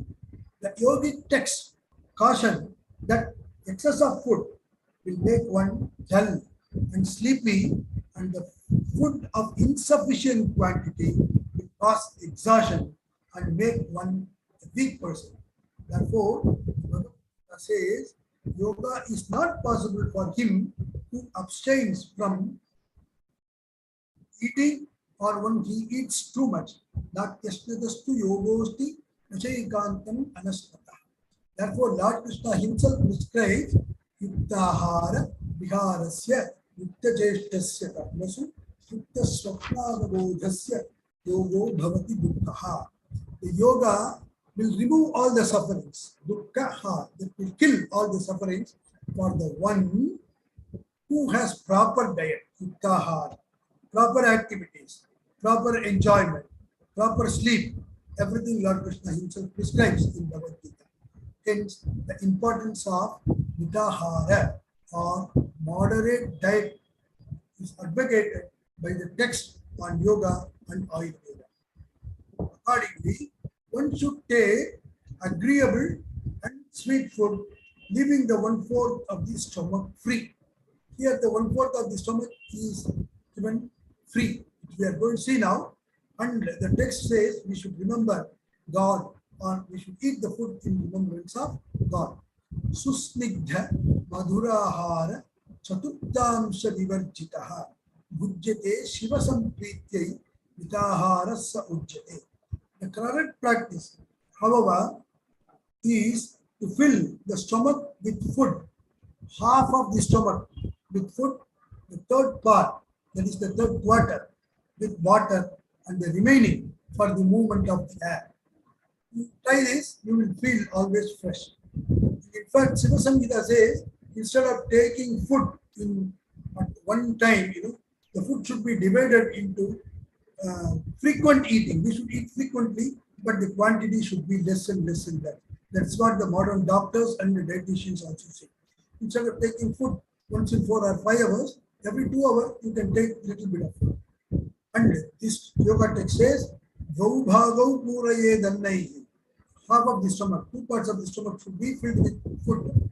Toyena ekam prapuraye, 1 quarter should be filled with water. Vayos sancharanarthaya, or the movement of the air, chaturtam avasheshike, 1 quarter should be let free. So mitahara is given, that is the moderate diet is given so much of importance in yogic texts that the ancient texts like Yoga Yajnavalkya included this aspect as one of the 10 yamas. You see, 10 yamas and 10 niyamas. In Patanjali, there are only 5 yamas and 5 niyamas. The later text talk of 10 each.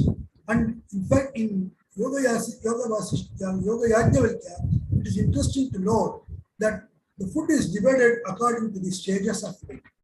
For the bachelor, that is the brahmachari, he can take the food as he likes. That is, he can consume anything, therefore the quantity is not prescribed for him. For a grihastha, family type of person, he can take maximum 32 handful of food. And for the one who leads a life in the forest, vanaprastha, he should take maximum 16 handful of food. And the one who has renounced everything, sannyasa or old, he can take only 8 handful of food. This is what Yoga Yajnavalkya prescribed. Hatasanketa Chandrika gives the need for moderation in food. It says that by excess of food, one becomes lazy and dull. And the laziness is the first obstacle, not only in yoga, but in any walk of life. Therefore, the laziness should be avoided. One should not eat more. Some diseases also occur by overeating. By eating less, one loses energy. When the quantity of food is less, one can compensate it by taking more ghee and milk. In the absence of these, he can at least take 2 handfuls of cooked rice and peas, P-E-A-S, peas, and spices. This text also says that in the beginning stage of one's practice, sadhana, one should not reduce his diet. As one progresses well and becomes capable of retaining the vital air, prana, for a longer duration within himself, he can reduce his food. According to yogic tradition, this is an interesting information. According to the yogic tradition, as pointed out by the Hatasanketa Chandrika, the reduction in food is like that of the leaning period of the moon, and the increase is that of the ascending phase of the moon, Krishna Paksha and Shukla Paksha.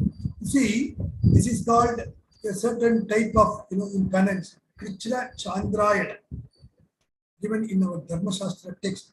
That is, on the full moon day, one can take 15 handful of food, the next day 14 handful, 13, 12, like that. And when you complete 15 days, you come to the new moon day, then he should abstain from eating anything. From the new moon day, next day, there is the first day of the ascending four night, one should take the 1 handful, second day, 2 handful of rice, third day, 3, like that, and ending, culminating in the full moon day, that is 15 handful. This is one type of vow being practiced in those days. Aharam Chapaye Yogi, Vishnu Paksha Kalakramati, Shukla Pakshe Yata Chandraha, Tata Kumbhaha Asya Bhardhati. If one practice like that, the retaining capacity of the vital air or the prana inside the body also increases. The quantity and quality of food vary from person to person. This is very important, unlike the modern medicine or something like that. The Ayurveda and Yoga, they are very clear that the prescription is given from person to person, and also according to the climate, season, and geographical area. There is no rigid rule, and we cannot say what is good for the goose is good for the gander. It is an English proverb, but it does not apply here. The Ayurvedic text recommend the food not only after one is born, but also during the embryonic growth. In Sushruta Samhita, a classic text written in the 3rd century BC before Christ, there is a chapter describing the regimen for pregnant ladies, advising what they should eat and what should be their mental and emotional attitudes for the proper growth of the fetus. It is an excellent topic. The embryonic growth is described in Sushruta Samhita and also in 2 other texts, how the embryo grows within the womb of the mother. That is really astounding. So Sushruta describes all these things, including the food and the mental state of the woman during the time of pregnancy. It is interesting to know that even some techniques of kumbhaka, that is the retention of the air, are to be practiced in certain seasons, and they can remove the defects occurring due to the kapha, vata, and pitta, that is water, air, and the heat element. Sarvesham bhakanam sarvada hitatvepi suryabedala ujjayinau ushnau prayena site hitau.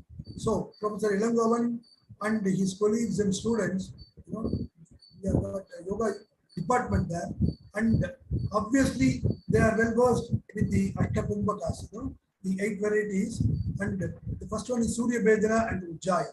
So this text is going to talk all these things. Though the text says, though generally speaking, pranayama and especially kumbhaka is good during all the seasons, it is to be noted that the practice called Surya Bedana and Ujjayi, they are generally heat producing ones. Therefore, they are good during the winter season. Sitkari Shitalyau Shitale Prayena Ushne Hite. Sitkari Shitalino, like that, they breathe in the air through the mouth by making the tongue like a cup. Sitkari Shitali, they are essentially cold producing. Therefore, they are ideal to remove the heat in the body. Vastra kumbhakaha samati shitoshnaha sarvada hita. The technique called bastra. Bastra in Sanskrit means a bag, like the lady's bag, especially the bag which the those people who come in the road, to offer the lead in all our old vessels, they used to pump the air like that, push like that. So it is practiced like that, therefore it is called bastra. So it is common to both, it is equal in both cold and hot season, therefore it can be practiced anytime.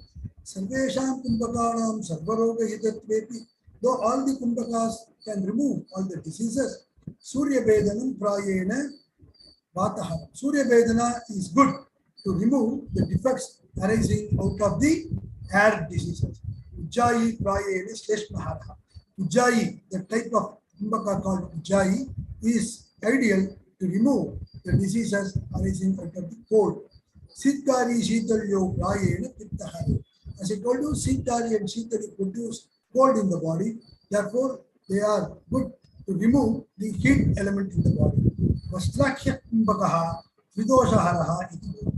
The technique called Vastra contains the power to remove all these 3 elements arising out of the water, the air, and the fire elements. Therefore, it can be practiced. So it can be seen from the above brief survey that quality and quantity of food has been given high importance in yogic texts. It should also be noted that the food habits, traditions, usages, actions of men may vary among nations and countries. So one should be careful in choosing the diet. It is also necessary to understand the following simple facts. Food adds to cheerfulness, is also a promoter of appetite. The food that is substantial gives a prolonged sustenance to the consumer. Non-substantial food gets quickly digested, but the food which is hard to digest weakens the digestive organs and hinders longevity. Breakfast should necessarily be light. Supper should also be so adjusted that while going to bed at night, the digestive organs also have the needed rest. See, all these things are prescribed by modern doctors also. Attention may be paid to the heat or warmth giving food in cold countries and vice versa. Certain kinds of food cannot be used immediately after cooking, but have to be consumed. So certain type of foods have to be eaten immediately after being cooked. Hence, discrimination has to be used. Only purified and easily digestible food should be taken. If one eats more than necessary, he becomes a dullard. If he eats less, he becomes weak. In the matter of quantity and quality of food, one's physique is not the standard for another. Each practitioner of yoga has to fix for himself or herself quality and quantity of food. The texts on yoga and Ayurveda recommend milk and ghee to be taken by the practitioners of yoga and also by others. What is the lifestyle one has to practice according to the yogic text? The practice of yoga requires patience, effort, and faith, as instructed by Patanjali himself. He says about abhyasa, practice, satu dirghakala nairantarya satkara sevitaha dradabhumihi. The practice gets well established over a period of long time when practiced without interruption and with dedication. It holds good for even our studies and everything for that matter. The person leading yogic life should pay equal attention to worldly and spiritual life. Lord Krishna gives one of the definition of yoga as yoga is equilibrium or balance. Yoga samatvam yoga uchyate. He also says he does not ask us to remain idle. We're not doing anything. He says yoga is skill in action. Yoga karmasu kaushal. Whatever profession one is engaged, he should try to bring out the best of his ability in everything that he does.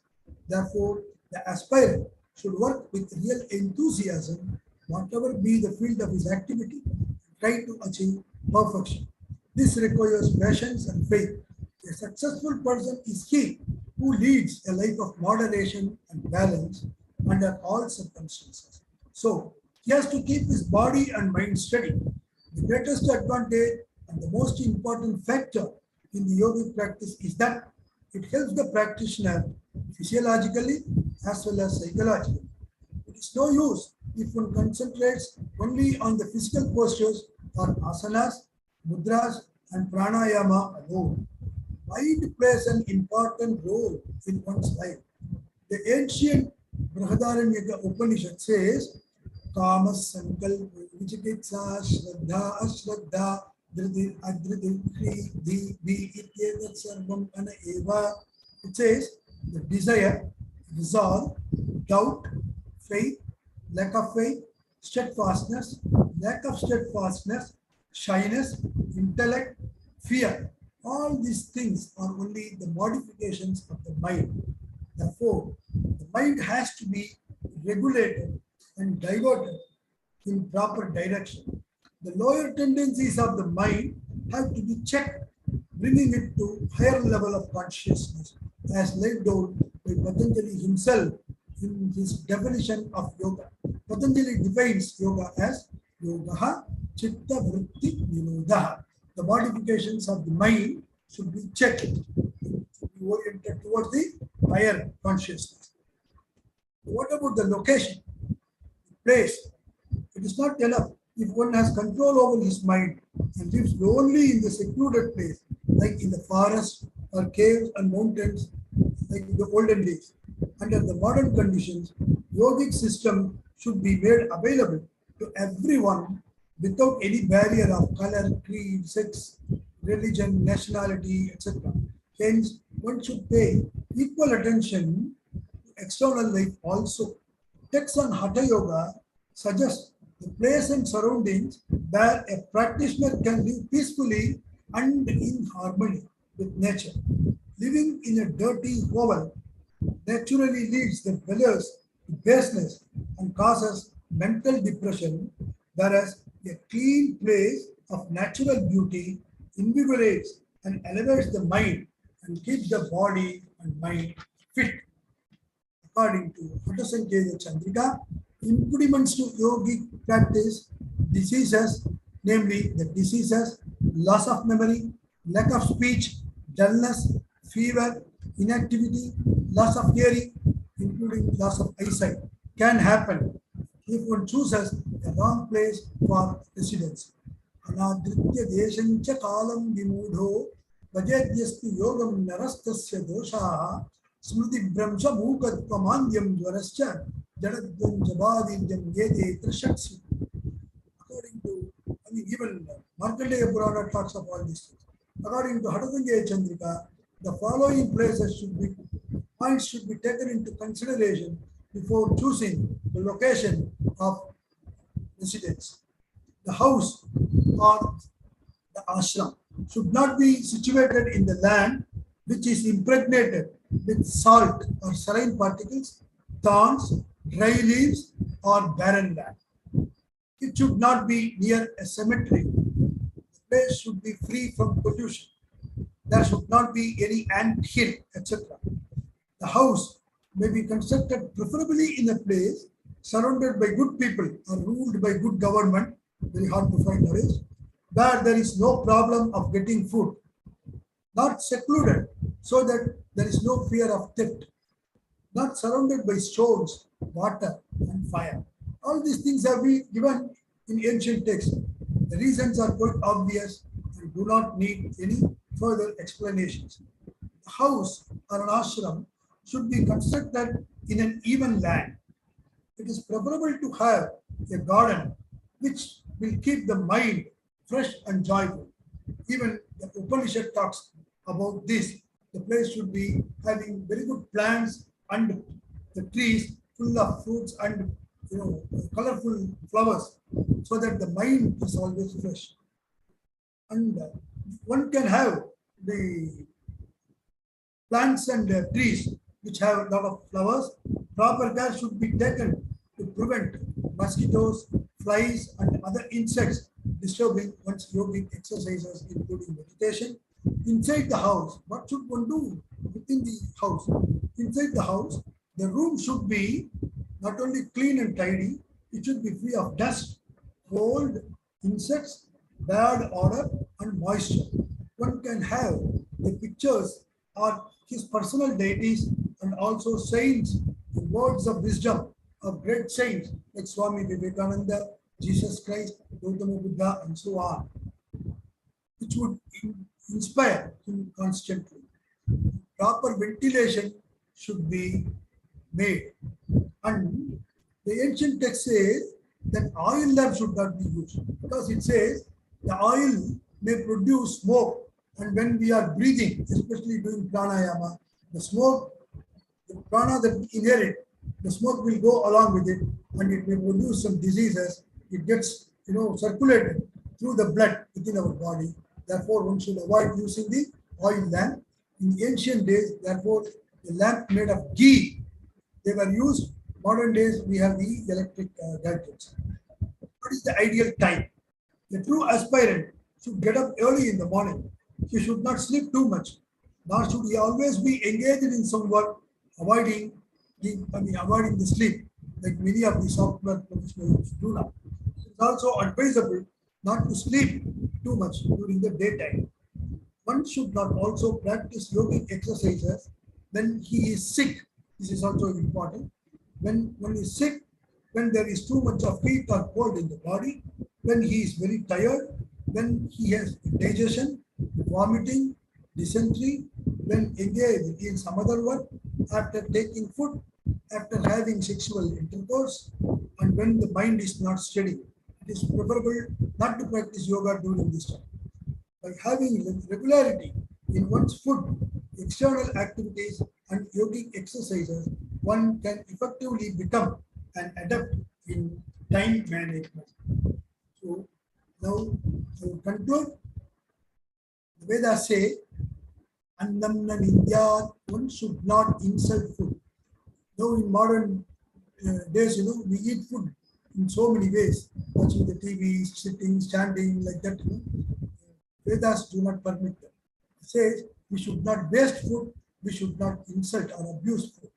So food should be never insulted or abused. Food is verily part of our life. No, it is the life itself. Therefore, all the texts on yoga emphasize the need for moderation and balance in all activities, including speech, diet, sleep, etc. Anything which proves detrimental to one's physical, intellectual, moral, and spiritual growth should be avoided. Patanjali enumerates 9 obstacles that are to be avoided by the practitioner of yoga. As I said in the beginning, one should also lead a pious and moral life. It's also to be noted that one should not shun the family life. No yoga text says you should shun the family life and the society for the sake of spiritual development. Nor should one withdraw himself from spiritual sadhana for the sake of achieving success in material life. By giving equal importance to both the wings of one's life, namely the material and the spiritual part of the life, one can fly higher and higher with the 2 wings by living closely with all the human beings or all the beings of this world in tune and harmony with nature. So our yogic texts on Ayurveda, Vedas, Upanishad, they are not difficult to understand. They talk in a very simple language. The only thing is we have to pay attention to it.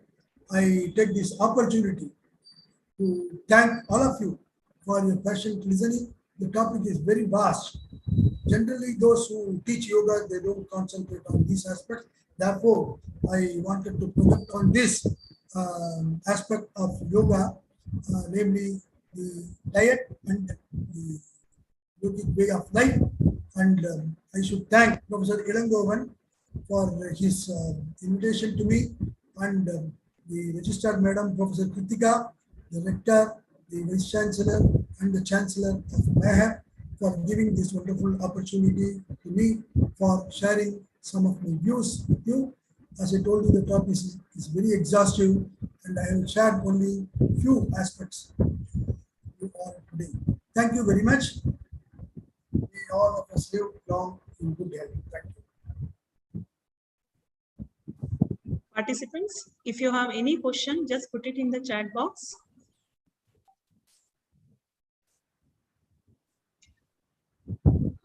Sir, we have one question. There are 4 types of food: Khadya, Pana, Leha, and what is the 4th one? Choshya. Choshya. In Sanskrit, choshya means which we suck. Like, in Tamil we call the food semi-solid. Payasam, the kheer that we take, they are neither liquid nor solid. They are in between, semi-solid. So we suck them. Therefore, it is called choshya. Dr. Shamala, you have any question? Please switch on unmute and please ask the question.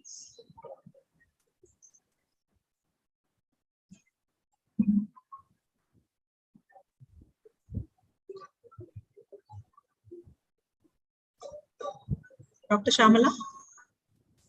Not allowing me to unmute. Yeah, just a minute.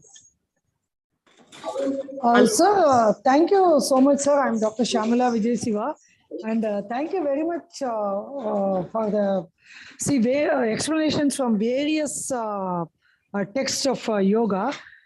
So could you please give us the shlokas with the meaning, because we want to go through all the, you've quoted references from Hatha Yoga Pratipika, Shiva Samhita, Yagnavalkya, so many texts. So Bhagavad Gita, and also could you please help us with the shlokas with the meaning? It will be useful, sir. And thank you very much for your exhaustive research in this, especially yogic diet and lifestyle, which is needed for today's life. So please, sir, it's my humble request on behalf of all. Thank you, madam. I just read the English translation very fast. I shall send my entire paper to Professor Ilagovan.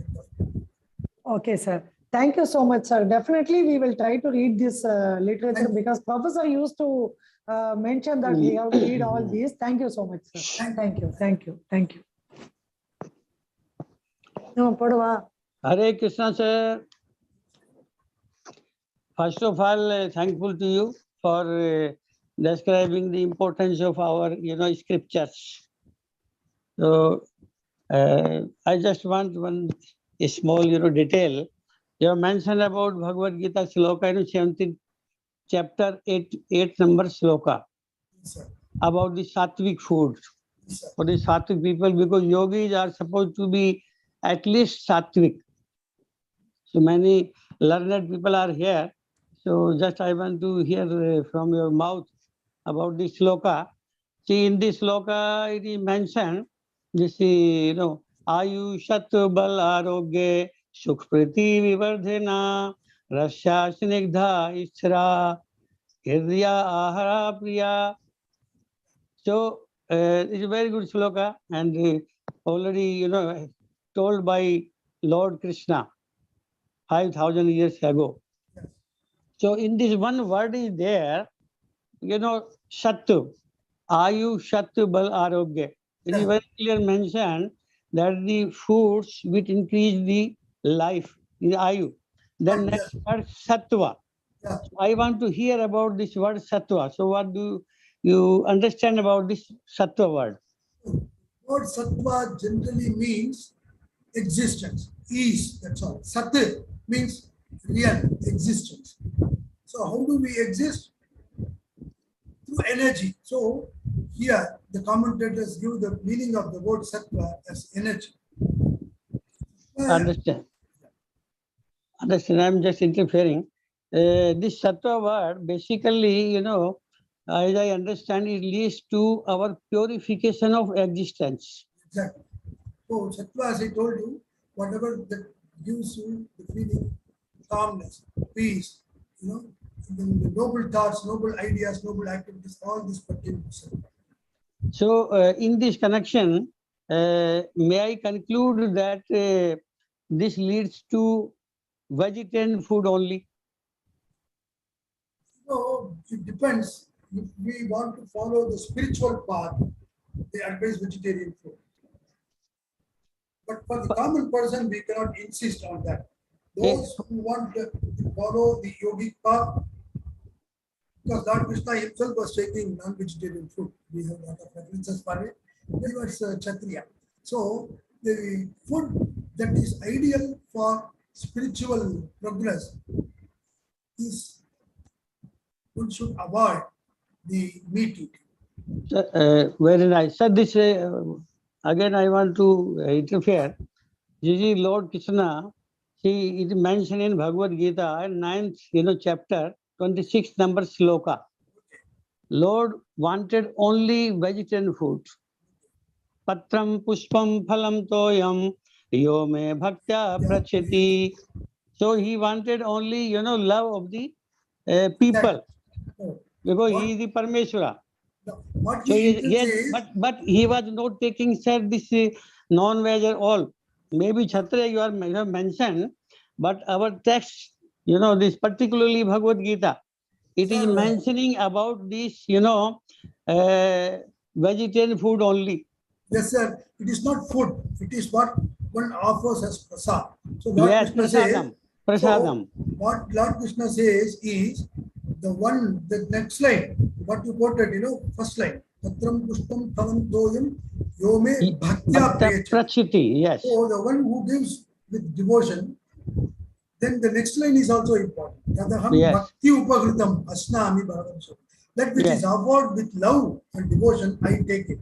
So therefore, in Tamil literature, we have the example of Kannappan, one saint in the forest. He offered only meat to the Lord. He had only that. And the Lord Shiva took it. So it is the bhakti which is more important. Again, I'm interfering, sir. Sorry to disturb you. But you see this in Bhagavad Gita,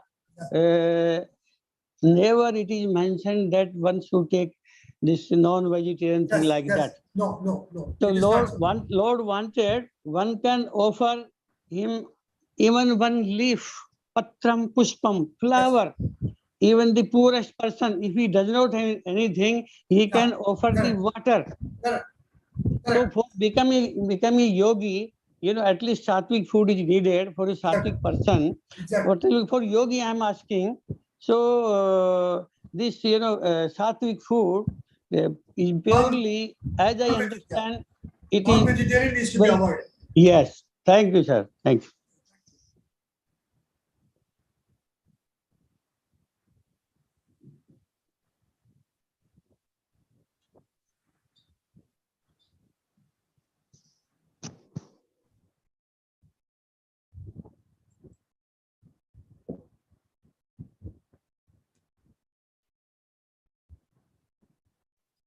Participants, do you have any question? You can raise your hand.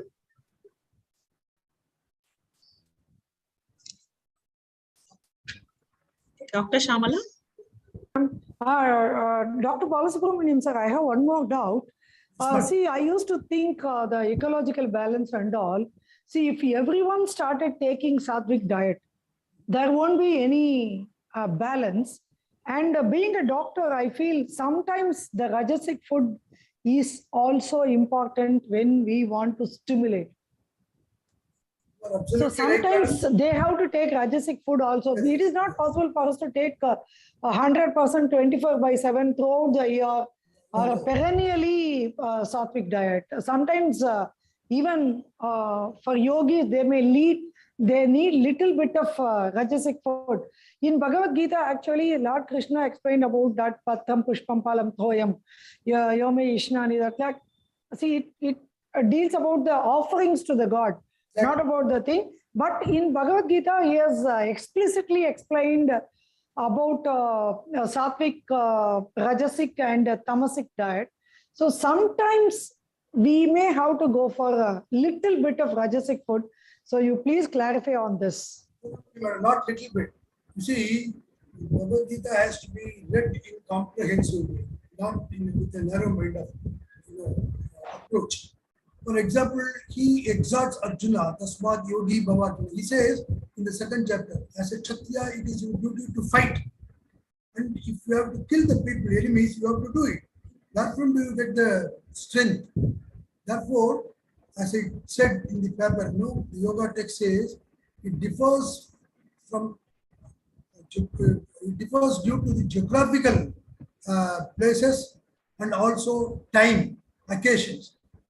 So there are some medicines which necessarily involve the flesh or the extracts from the animals. We have to use. Ayurveda has also dealt upon it. So the purpose is also important. Whatever it is that, Ayurveda means the science of life. It is not medicine, as many people think. Ayurveda is science of life. That is the knowledge of life. Whatever that can be done to elongate the life, human life, to extend the human life, that should be done. If under some circumstances these have to be taken, these have to be taken. If the person wants to live for a long time or longer duration. Therefore, there is no rigid rule that only this should be taken, that should be taken. But if my purpose is to attain some spiritual growth, I have fixed a goal, this food will help. They are not goal, they may be of some help to you. Whereas the rajasic food, why they say onion, garlic and all should be avoided, they make you to tend to do more and more work. They give you virility, and they make you to work more. Therefore, even the roots, I did not touch up all these things. The roots and other things which make you heavy, and naturally they will give you a feeling of laziness or sleepy. They make you sleepy. Therefore, the purpose is more important. If the purpose is to progress more and more, higher and higher in yoga, sattvic food is essential. But occasionally, as you say, if the health has to be restored, one can take. There's nothing wrong. Not the non-vegetarian food. In spirituality, non-vegetarian food is not recommended. Again, you will find Swami Vivekananda, nobody can equal him. He was taking fish because in Bengal, fish is equally a vegetarian food. They take with fish.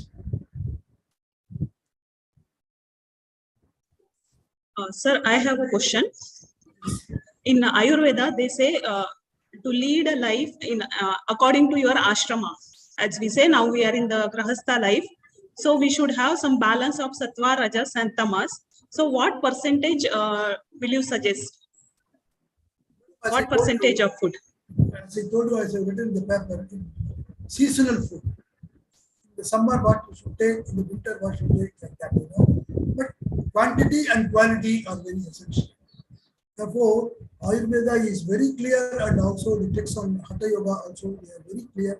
Not only the quality, but the quantity is also important. And according to the geographical place, you know, when I tour foreign countries, I may not get idli and other things, you know, sambar or something.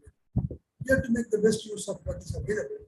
And at the same time, my background does not permit me to take egg or flesh or something like that. So I don't compromise in that. So what is alternative for that? I take.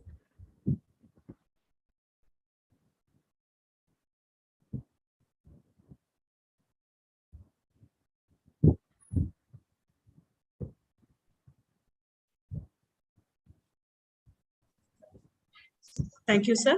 We don't have any more questions, so we will move on.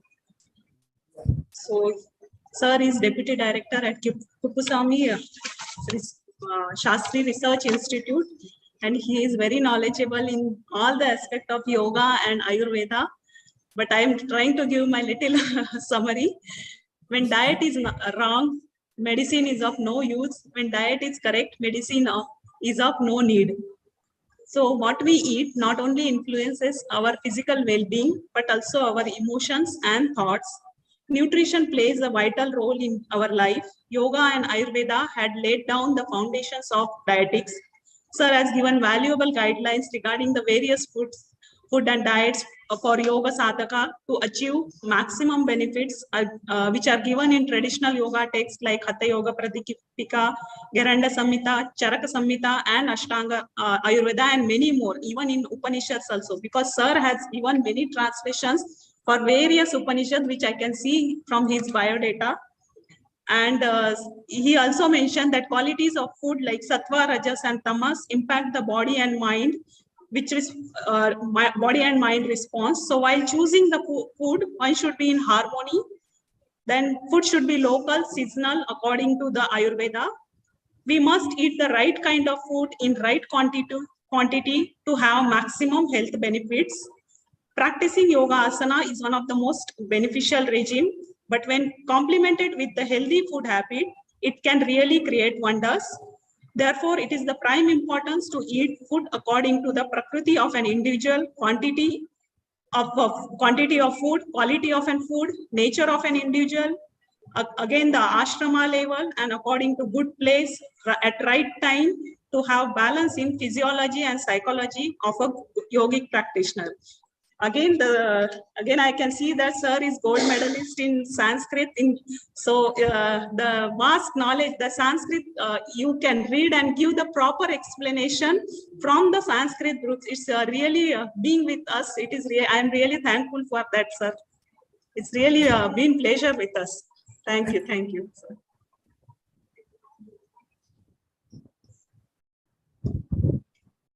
So participants, we will meet again at 2 o'clock for the next session. By that time, we will have a bio break. Thank you, sir.